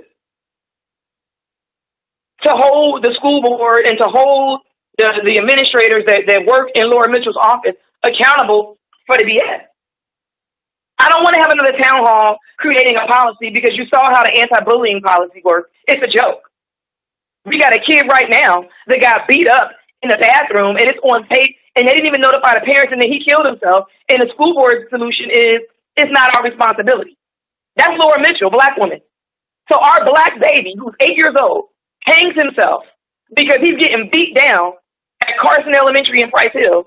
And as a black female superintendent, your response is, it's not on us. This is the person that you want to write the anti-racism policy. They all need to be fired. I'm sorry. In real talk, if it wasn't for the fact that I didn't have the money to send my kid to private school, and because of the lack of diversity, and I want my son to still be black, and I'm a lawyer, so I can fill in the gaps for my son at CPS anyway, we'd be gone. My son is great despite of CPS, not because of. If I left it up to them, my son would be illiterate, uneducated, and in the streets. They're trash. I'm just going to put it out there. I'm angry. I'm tired of the BS. And we run around in circles. But the bottom line is our parents' voices never get heard. And we got people that have been in the school system for decades doing nothing but patting themselves on the back. But when you look at the report card in every aspect, when you look at standardized tests, our kids can't read. They don't have the resources. They can't pass standardized tests. And they're not college ready, except for exceptional outliers. And I know because I'm a product of Cincinnati Public Schools, and I was an outlier at my school. I'm just going to put it out there. I went to Aiken. And I graduated and did well in life despite CPS, not because of. And shout out to General Electric because they adopted Aiken and gave me some special resources and tools that helped make me what I am today. But if we relied on Aiken High School and relied on CPS, I wouldn't be shit. I'm just going to put it out there. Not at all. That's all I got. That's all I need. So I'm like, no. That's all I need. Thanks for the call, Donnie B. You're welcome. Appreciate you. It's the Just Be Podcast, Fridays at 12:30. Facts. Facts on fact. It's supposed to be run by the parents. That's that BS game they say. The parents don't run the CPS. She's right. It's the administrators. So what do you do when you have a problem with an administrator or they just completely stonewall you? I'm telling you, it happens all the time. You just sit there and take it and just have to hope and pray to God that nothing happens to your student, to your child when they go to school every day. Because you're at the whim of people that really don't give a damn, quite honestly. They care about their job and their office and their name on the door and what they, but in terms of parents, it's like I said, what you just heard is an advocate for her child. And it's the same game. I see a lot of similarities between law enforcement and CPS. I see a lot of similarities. Like some law enforcement will get this attitude that it's us against them.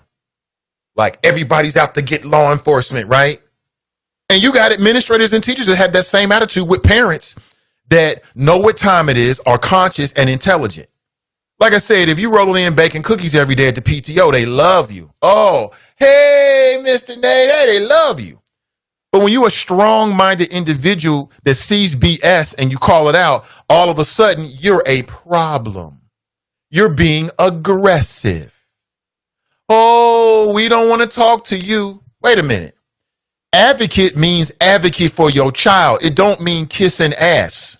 That's two different things. Excuse my language. It's two different things. It's the truth. These are all very uncomfortable truths that I hope are addressed. Very uncomfortable truths, but what's been your experience? It's the truth.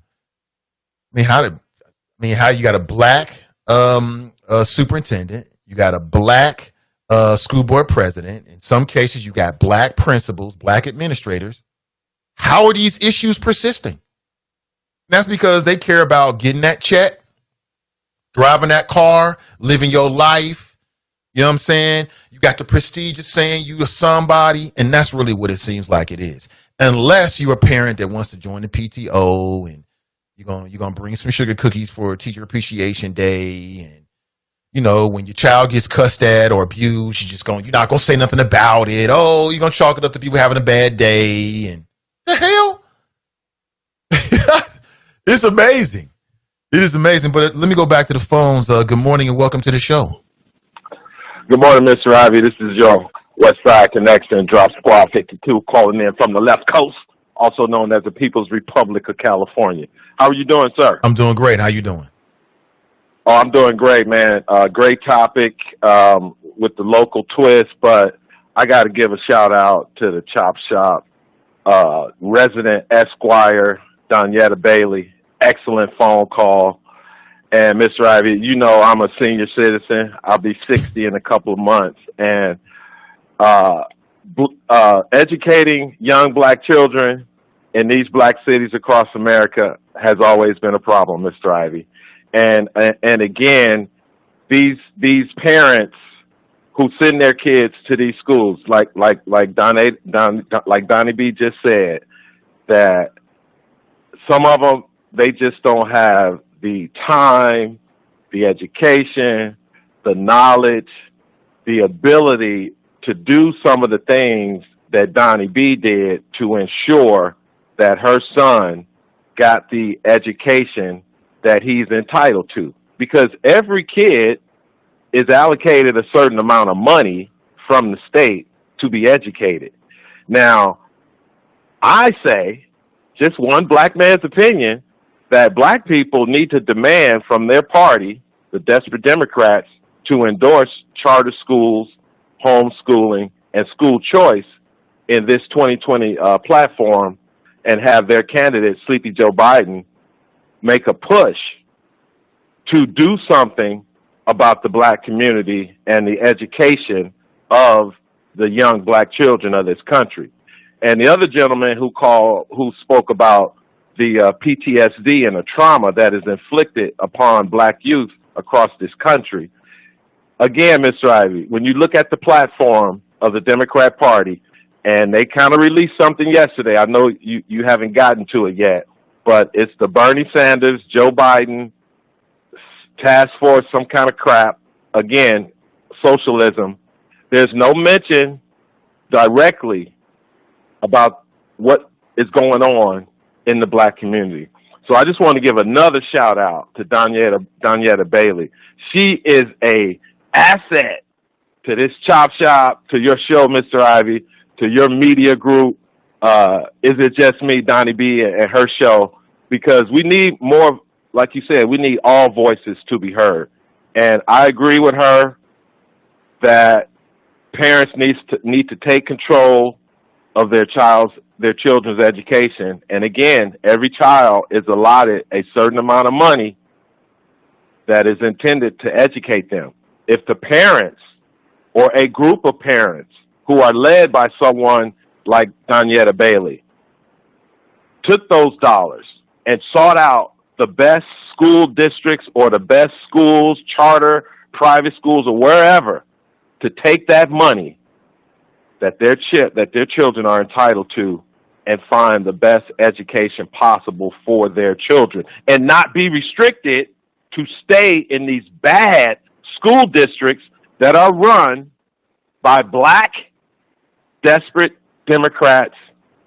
It is sad, Mr. Ivy, but maybe in 2020, black Democrats will begin to hold the Democrat Party accountable for all these things that they are demanding from Donald Trump, who's only been in office for 3 years, or demanding from the Republican Party, who do not have enough black constituents to be blamed for the problems that are going on right now in the black community when it comes to law enforcement, educating our children, public health, mental health. And again, Mr. Ivy, it's tough out there for young black parents, but black people are strong. We've been doing this for a long time, Mr. Ivy. The solutions will be found, but only if every voice is allowed to be heard, every single voice. Thank you, Mr. Ivy. That's all I got, sir. You keep doing what you're doing. Drop Squad 52, dropping science to anyone who wants to catch it. Peace. Appreciate it. We're going to go ahead and rack that call. Great call. Appreciate it, man. I may disagree with some things here or there, but generally speaking, very strong call. I appreciate it. Listen, I want to put all your chat and your comments and your questions up on the screen. But I got to take a break. I'm a lot a bit over my break, actually. But we'll come back. I'm not going anywhere. Stay with me, family. We'll continue the conversation right after this. This is the Nathan Ivey Show, powered by Sin Digital Media. We believe in the power of Black voices. And we'll be right back. Don't go anywhere.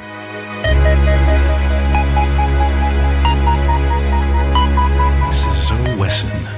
There are a few times in life to make history. Hamilton County was founded 230 years ago, but has never elected a Black county treasurer. It's time for change. Elect a proven, trusted, experienced candidate for Hamilton County Treasurer, Charlie Winburn. We know Charlie, and he knows us. Charlie Winburn was the former chairman of the Jobs and Growth Committee on Cincinnati City Council under the Honorable Democrat Mayor Mark Mallory. Winburn led the fight to keep 2,000 U.S. postal jobs in Cincinnati. He also fought for wage increases for thousands of city employees, especially our sanitation workers. Charlie Winburn will safeguard more than $1.4 billion in real estate taxes and will increase new home ownership and new jobs. On Tuesday, November 3rd, vote Charlie Winburn for Hamilton County Treasurer. Let's make history together. I am Charlie Winburn, and I'm asking you for your vote, paid for by friends of Charlie Winburn. This is Zoe Wesson. What side of history do you want to be on? The right side, or one where Black people continue to be underrepresented in Hamilton County? Now's your chance to end 230 years of exclusion. In Charlie Winburn, we have a man that's received the Cincinnati NAACP President's Award, who fought on the Ohio Civil Rights Commission for 6 years, who received the Baptist Ministers Conference Community Service Award. Charlie Winburn has received the Southern Christian Leadership Conference Award and was honored by WDBZ The Buzz as Pastor of the Month. We know Charlie Winburn, and he knows us. He's the right man to put us on the right side of history. On Tuesday, November 3rd, vote for Charlie Winburn for Hamilton County Treasurer. I am Charlie Winburn, and I'm asking you for your vote on Tuesday, November the 3rd, paid for by friends of Charlie Winburn. 1 in 3 adults in America have pre-diabetes, but most don't know it. To let people know it can be reversed before it becomes type 2 diabetes, professional basketball player Julius Randle is doing everything in reverse. I'm only dunking with reverse windmills. I drove the whole way to practice in reverse. I don't recommend it. This move's called the reverse shuffle. I do recommend it. And it took me months to learn how to speak in reverse, like this. Years 10 almost for diabetes type 2 with living Ben has mama. In other words, my mom has been living with type 2 diabetes for almost 10 years. So together, we want to say to the 84 million Americans at risk, exercise and healthy eating can help reverse prediabetes. Start by taking a simple 1-minute risk test at doihaveprediabetes.org. Brought to you by the Ad Council and its Prediabetes Awareness Partners. Bet he can't say that in reverse. Hello, I'm Charlie Winburn with Renew Community Church. It seems like the coronavirus came from nowhere. I have some good news that if you never quit and don't give up, out of nowhere, the way will be made for you and your family. Take your life back. Join Renew Community Church each Sunday, 11:45 a.m. on Facebook Live, facebook.com/CincyRenew. Rewrite your life while at home. Join Renew Community Church for the 12-week Rewrite.me series each Sunday on Facebook Live. Renew your life at home. Go to SundayConnectCircle.org for a free 12-week, 200-page PDF. Take your power back. Rewrite your life. Join Renew Community Church each Sunday at 11:45 a.m. on Facebook Live, facebook.com/CINCI Renew. I am Charlie Winburn, and remember, out of nowhere, the way will be made for you and your family. Knowing your breasts can save your life. Go to knowyourgirls.org for the facts you need on breast health. Brought to you by Susan G. Coleman and the Ad Council. 45 over 92. 180 over 111. I had a heart attack and a cardiac arrest and then a stroke. Your blood pressure numbers could change your life. Lowering your high blood pressure could save you from a heart attack or stroke. If you've stopped your treatment plan, restart it or talk to your doctor about creating one that works better for you. Start taking the right steps at manageyourbp.org. Now I'm, trying to get better, stronger than ever. Brought to you by the American Heart Association, American Medical Association, and the Ad Council. Back to the show.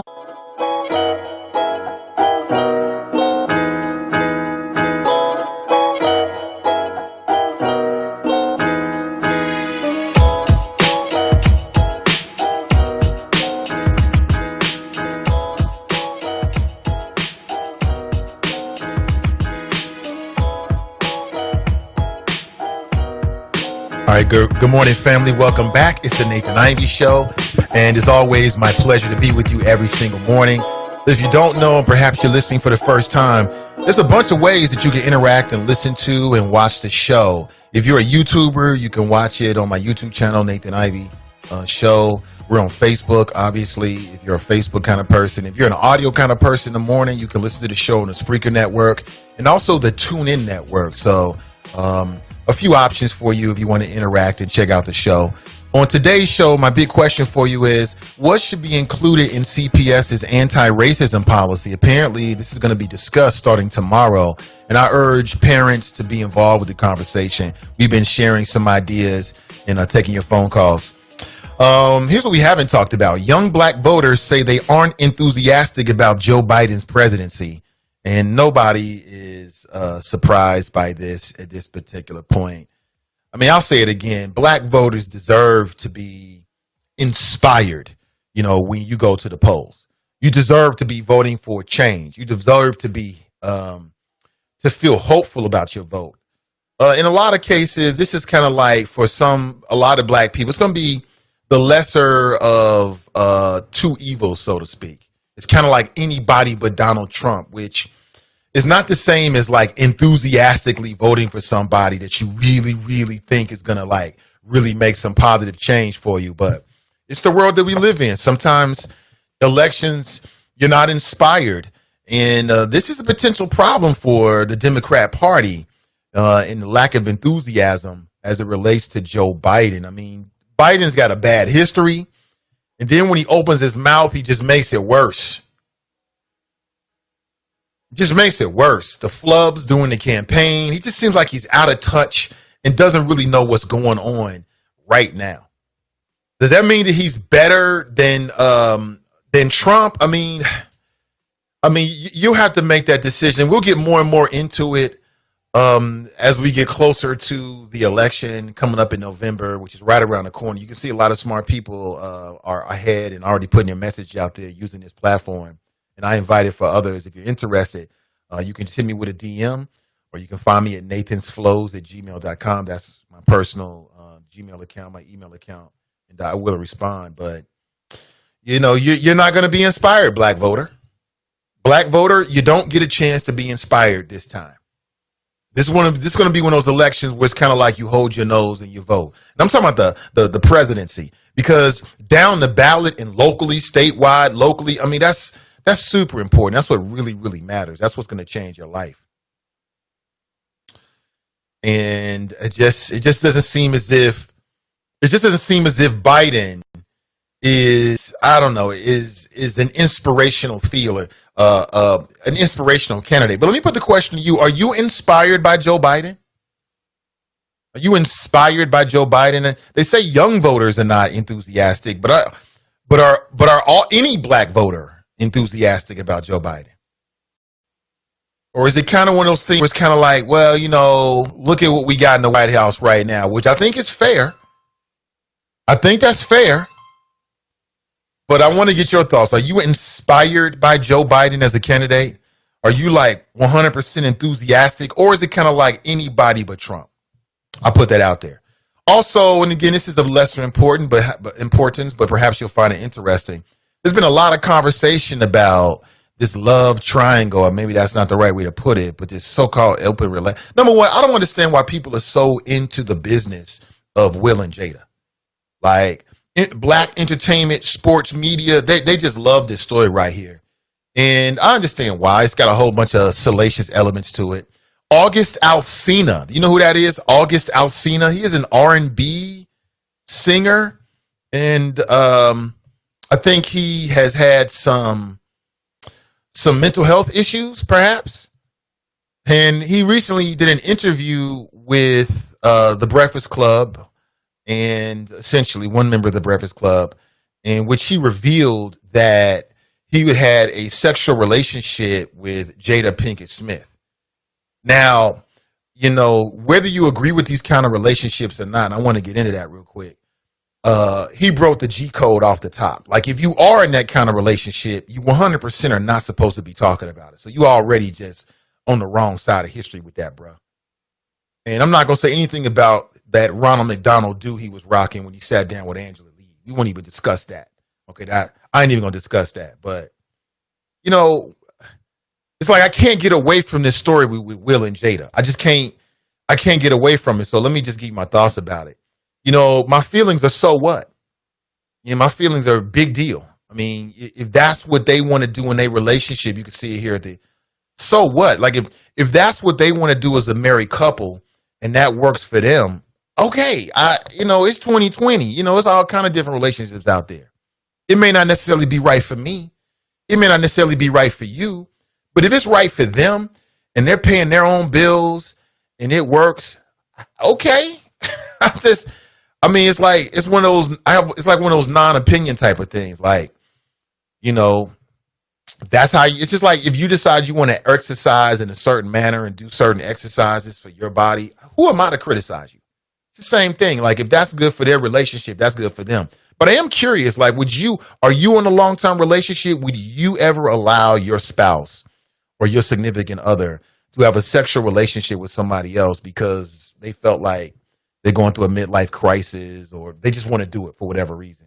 I'm just curious. You can answer or not answer. Again, this is of less importance than some of the other stuff we talked about, but it is something people are discussing. I mean, it's 2020, man. I mean, you go on Facebook or Twitter or social media, you got all these polyamorous groups.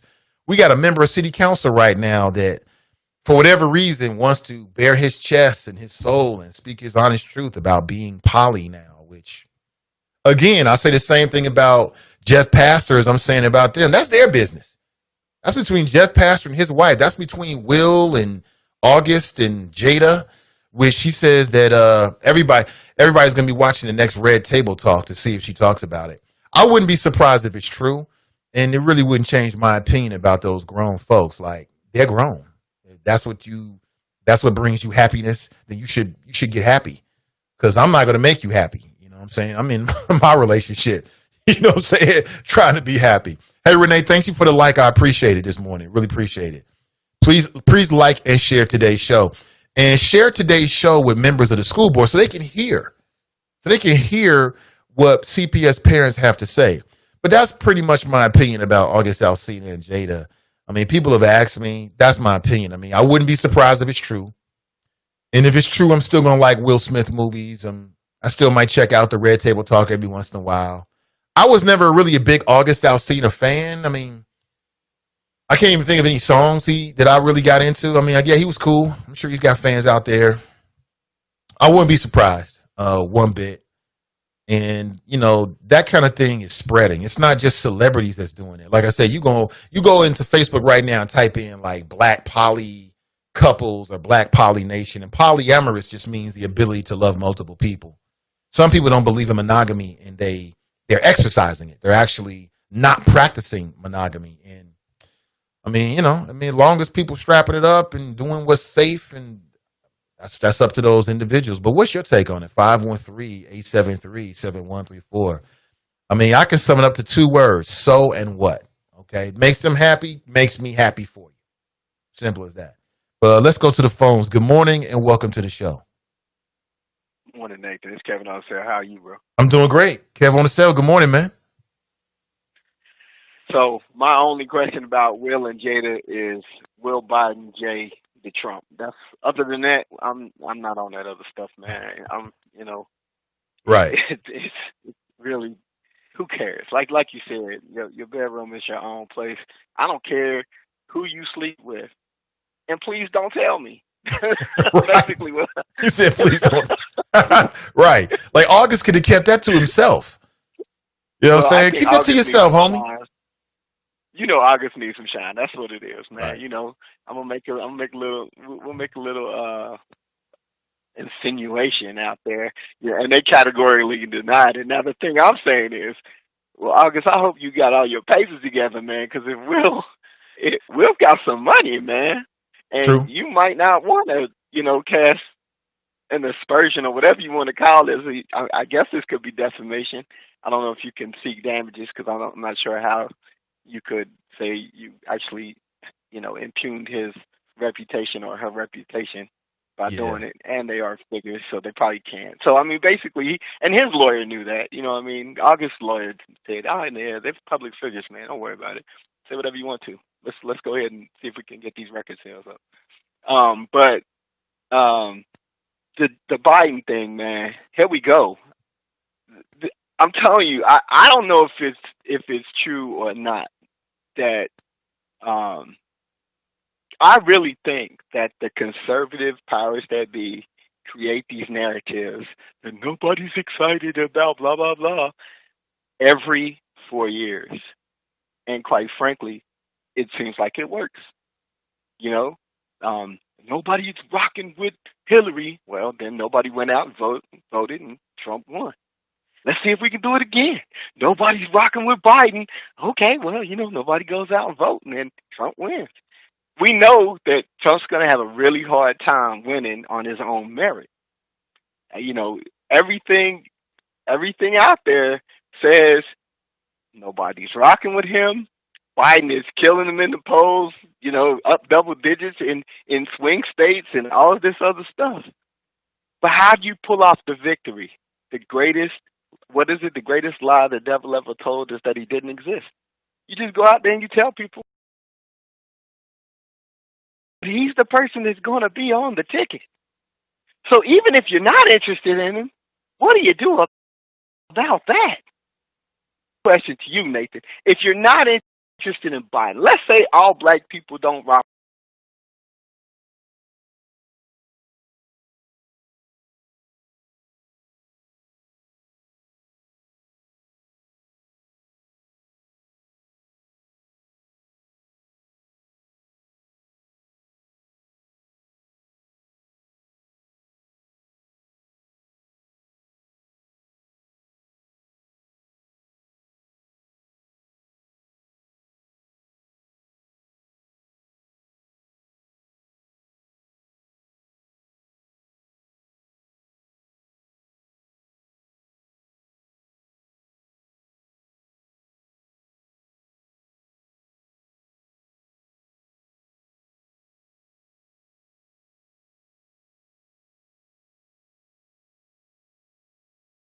I mean, I know what you said, but that's what I heard. Vote Trump, vote Trump, vote Trump. That or might vote be Biden. essentially what happens, but I mean, those are the three options No, you that's have. it, man. Look. Here's the thing. This is the thing that people need to recognize and just.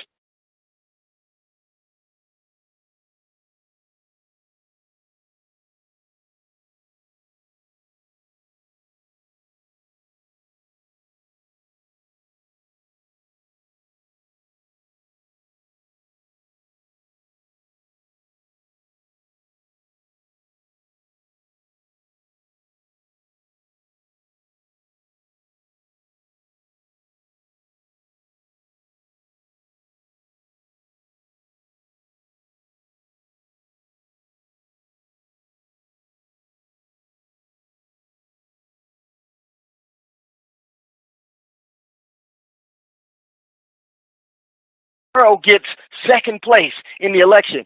That's not what happens, man. There is a winner and there is a loser. That's all. This is back to like when we was in school. You don't get to guess who's the winner in the yard.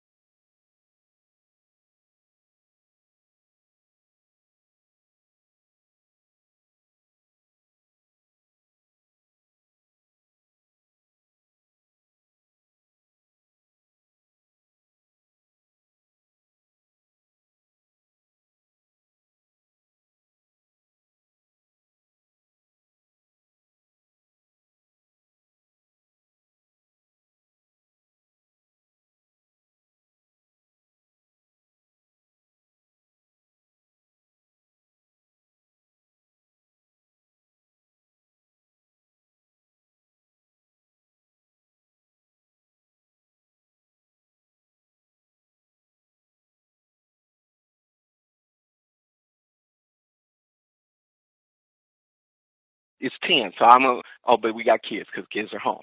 Because we're home. Well, now we're home because it's the vacation time. Because we're home instead of going to school, because you can't necessarily go to work come August the 7th, and I don't think anybody else would have handled this disaster the way this guy has handled it. Inspiration. If you want to be inspired, go out to the store today, right? Go out to the store in Cincinnati and don't have your mask on. Get inspired. You want to be inspired? There's plenty of inspiration out here, man. This is not, like I said, this ain't a game. It's not a joke. There's all kind of inspiration out here. You should be inspired.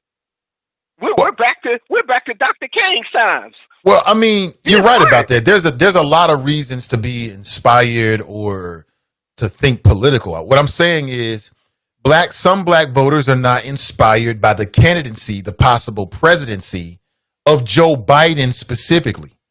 And I blame him. Be inspired by the outcome. Then be inspired by the outcome of the election if you don't vote.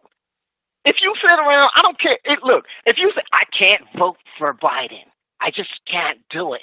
Well, okay, then you know that if he doesn't get enough votes, the next person with the highest number of votes is going to win. There's two people on the card. Who wins if Biden doesn't win? That should be inspiration, man. I don't care about all this foo-foo crap because my kid can't go back to school. I don't care about this foo-foo crap because me and you can't go play a game of pickup basketball. I don't care about this foo-foo. I don't care about this foo-foo stuff, man. None of that matters. And it is, I'm telling you, I can't swear to it because I don't have empirical evidence, right? I don't have the empirical evidence to support my statement of saying these stories that come out and gain traction and have us saying we deserve to be inspired. Well, how inspired are you today? Because Donald Trump's the president. I'm leaving the country. It's stupidness, man. All of that is just, it's ridiculous and it doesn't make sense. We're in a race. Two people running. The guy says go. First person to the finish line wins. That's it. Period. Anything else that you're considering, I'm going to vote for what's his name, Yang. He ain't on the ticket. I'm going to vote for Klobuchar. Not on the ticket. I'm going to vote for, you fill in your blank. I'm voting for Talib Kweli. He ain't on the ticket either. Jesus ain't on the ticket. Not to live. Ain't on the ticket. To live. Mickey Mouse ain't on the ticket, man. Zorro ain't on the ticket. Right. Ain't none of them on the ticket. Vote for who's on the ticket and get this other dude up out of here, man, because I'm trying to play some basketball next year. I'm trying to get back in shape. I can't do it because I want to go down to the court and everybody, you can't run hoop, man. I'll tell you what you can't do. You ain't running no games with no mask on. That ain't happening. That's some fall over dead type stuff right there. So if you got to if you hold your nose, hold your breath, hold your little girl's hands, your little boy's hands, hold hands and sing Kumbaya. I don't care what you do, man. Just go out there, vote for the guy. Vote for the guy that is not Trump. If that's the way you got to do it that way. Or you could vote for the former Vice President of the United States of America. Just saying. Anything else, brother? Man, listen. I am in a rare form today. I got so much work to do, but I was listening. I just had to chime in because I'm telling you, that narrative that the press keeps spinning, and I always say the same thing. They always say it's the liberal media, right? Except, none of the media executives are poor. Not one of them. They're not having your problems. They ain't got no problem with child care tomorrow. That's not going to be a concern for them at all. So, as always, bruh, humbly, I hope everybody is blessed and safe. You're wearing the mask to make sure that the other person, the older person who's walking down the street, who has the right to walk down the street the same way you do, is able to walk down the street. You don't have to wear it all the time. Don't ride around in your cars with it on. It's stupid. Who you going to infect? Yourself? That's just dumb. Put it on if you're around people. If you ain't around people, don't wear it. And I bet you, any amount of money, just like back in February and March when the numbers were going down, the numbers will start going down again. It'll be like, oh my God, it's amazing. It's Christmas. I don't even know how it happened. We did something. There wasn't a good effect. We did something else. There's a bad effect, but there's no relation. That's stupid. It's just stupidness, man. It's stupidness. And Board of Education, kids deserve choice, and the parents and the kids deserve choice.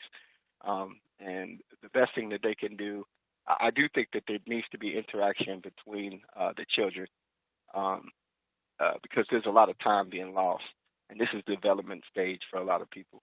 My daughter's same age as yours, So, blessings to everyone, man. Peace. All right, Kev, man. Thanks for the call, brother. Thank you, bro. Yeah, a pleasure as always, man. Thank you for the call. We'll rack 'em. Appreciate it. Yeah, I'm just trying to catch up with the comments. Again, you make the time to make a comment. I want to make sure that everybody can see it and try to react to it. And again, the currency of this show is your opinion, not mine. It's your opinion that matters. I know how I feel. I got a strong opinion about almost everything, but I want to know how you feel about what's happening and what's going on right now. And in particular, I just want you to think about, like, again, if CPF School Board is going to open the door for anti-racism policy, let's expand that. Let's add to that. Let's challenge them and jump on board and add ideas to it. What do you think are some of the ideas that should be added to it? I see a lot of movement here, a lot of great people that have very valid experiences and some very, very valuable insight as well. So I appreciate you for sharing. Let's go back to the phones. Good morning and welcome to the show. Good morning, sir. How are you? I'm doing great. How you doing, sir? I'm doing well. This is Malcolm Excellence. I just want to say I heard a lot of talk about the schools and Kathy Ingram or whoever this elected official didn't do that, and everybody got Laura Mitchell name in their mouth. Listen, I've been telling you for 2 years, we need to pull out of the current public school model as black people. It doesn't work for us. So I don't give a damn about what you can't buy an iPhone and make it operate on an Android system. And that's essentially what's happening. We don't the current public school model is based on a kid from the suburbs who is not a latchkey kid. His mom is home when he goes home from school or practice or whatever. And it's based on a 2-family home from the suburbs. So many of our kids don't have that. So many of them don't. And then those who do have 2 parents, a lot of them are latchkey kids. They come home, nobody's there with them to help them go over their homework and things like that. So just get the hell out of that system. We're talking about all this reform, all these publicly funded protests, but nobody's talking about the schools and a couple other institutions, but we'll keep it at the schools for right now. You understand what I'm saying? Yes, I do. Yes, I do. Okay, yeah. Okay, good. Because we can talk Laura Mitchell being black, the school board president being black. Who cares if they're operating under white supremacy? Obama was black. What did he get you? Hope. Nothing tangible. And that's all that's going to happen as long as all these black people are forced to operate under the white supremacist current school model. That's all. It's a very simple fix to a very simple problem. But you keep insisting that white folks accept you. Beating your head on the wall, talking to walls, getting stonewalled, trying to get through this public education system, get your kids right, have them treated fairly, which is never going to happen because currently 78% of the teachers in the United States, public school teachers, are white females. And they're teaching our children. It's just like that thing I posted in the group last night. You commented on it. Mm-hmm. All these caring teachers. Mm-hmm. So Cincinnati Public is going to have a racism, whatever thing you're trying to do, the racism thing you were talking about. First off, we got to find a way to get some Negro males in here. And when they do come in here, they cannot be toothless tigers. just faces for show, so that the black kids can go somewhere and pout to and leave the Karens alone. No, we're done with your shit. Oh, pardon me, children. Mm-hmm. We're done with your stuff. Mm-hmm. We're moving on. You know what I'm saying? And as far as Jada Pinkett Smith and August Alsina and Will Smith, you know, you said you can't get away from the story. The reason why you can't get away from it is because nobody wants to say nobody wants to acknowledge the elephant in the room. Jada Pinkett Smith is a jerk. And nobody wants to acknowledge that. You cheated on your husband. You rotten, foul person, you. But yet you call out Snoop Dogg and tell him to come to your red table when he has an honest moment about how Gail treated his friend Kobe, who he gave a slick-ass 6'3" Eldorado to when he retired. Lakers edition. I don't know if you've seen that on his page, but that car is banging. No, I haven't seen he it. gave it to Kobe upon retirement. You haven't seen it? Nah, it's on his page on Facebook? No, on Instagram. Instagram. Okay, I'll check it out. Yeah, you know, I mean, they were friends, and, you know, he had an honest moment. Oh, you need to come to the red table. We can't be talking about women like this. But what is he supposed to be, a woman who cheats on his wife? An adulterer? No, I'm going to call you the worst word I can think of because you're a despicable person. Well, is that really cheating if Will gave he condemned, I mean, he gave Will didn't give that. Will has not made a statement on that. No, Will did not do that. That is not true. Well, she said it didn't happen. Made a statement on this whole thing. Yeah, Jada said it didn't happen. They both denied it. Why does a dude who had an R&B hit, a single, you know, he had a one-hit wonder song, way too drunk, it was something like that. You know, about 5 years ago. Really? It was a one-hit wonder. Huh? I'm just not an August Alsina guy, I guess. I'm not hip to any of his hits, but I'll take your word for it. Yeah. Why does he need to lie on his member? True. He was young and had a hit single. There was no need to lie on who you laying down with. Right. That's stuff a 16-year-old broke boy does. Mm-hmm. Mm-hmm. You know well, maybe he's trying to rev up his career again by, you know, causing some controversy and stirring the pot a little bit. Well, she figures if she says it didn't happen, it'll go away. I believe him. It's just hard for the black community to accept Jada Pinkett as the villain. And she is in this. Will Smith just did a video the other day. His tears, he looked like he'd been crying for a month. What video was that? He didn't address that.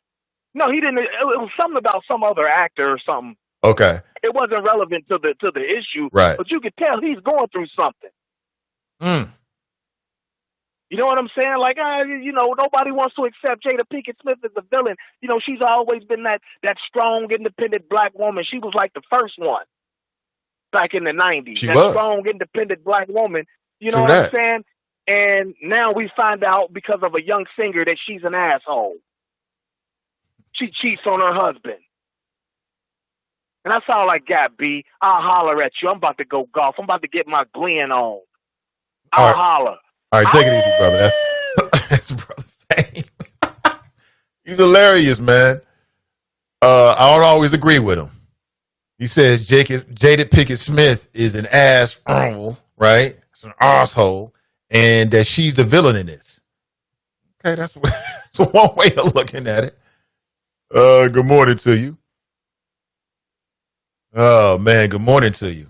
Tracy writes, black folks can boycott everything under the sun except the school district. Imagine the headlines if 35,000 kids sat out. Let me get this straight. He says, imagine the headline. I lost it here. Yeah, here it is. Imagine the headlines if 35,000 kids sat out for a week. Talk about change. Well, I can see the way people are reacting to Donnie B's flow this morning. Straight fire. And I think that it's connecting with people because they hear the truth in it based upon their own experiences. And a lot of what people are saying, you know, I've experienced myself. I've seen it firsthand, and I've talked with parents because at the end of the day, I'm all about trying to, you know, make positive change. And when I see a problem or something happens, I don't shy away from it. I get more curious about it. I'm like, well, what's going on here? So I went to a school board meeting at my daughter's school, which is Walnut Hills, and start talking with parents, meeting with parents, and was blown away at what I heard. I mean, I couldn't believe it. I could not believe it. It just blew me completely away. And there's a lot of truth in what's being said here.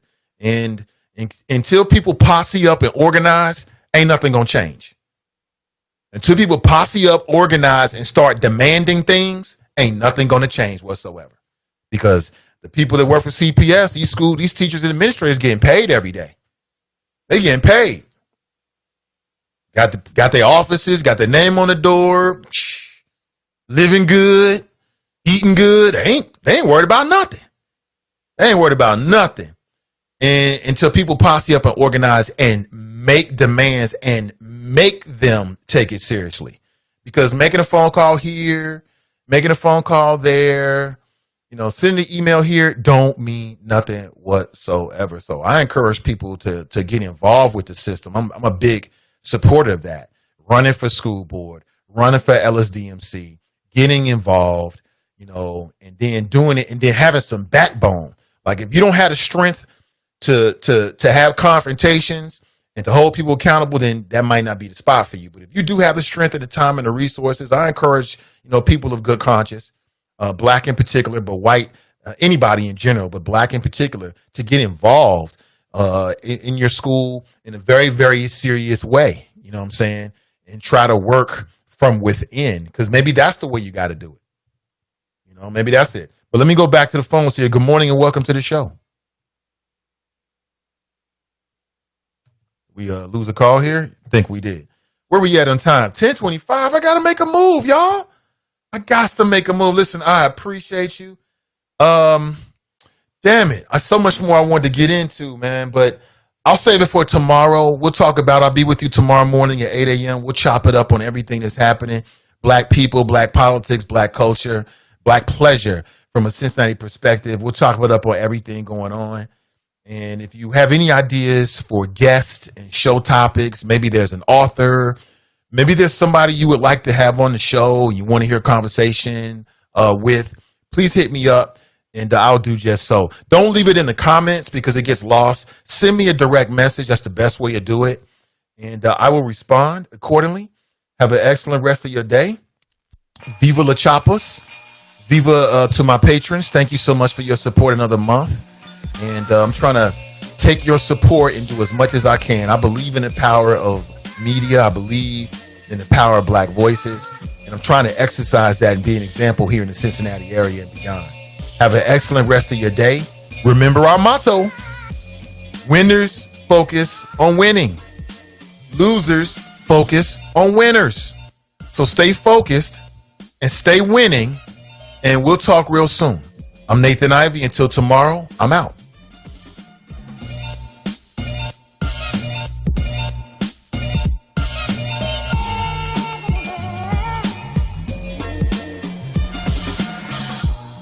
Stereophonic sound for the home is recorded on two separate tracks, each one giving special emphasis to certain sections of the orchestra, as heard from those positions. Now, when played back simultaneously on two separate systems, the sounds are blended together to achieve a new dimension in sound impossible to obtain in a monaural recording.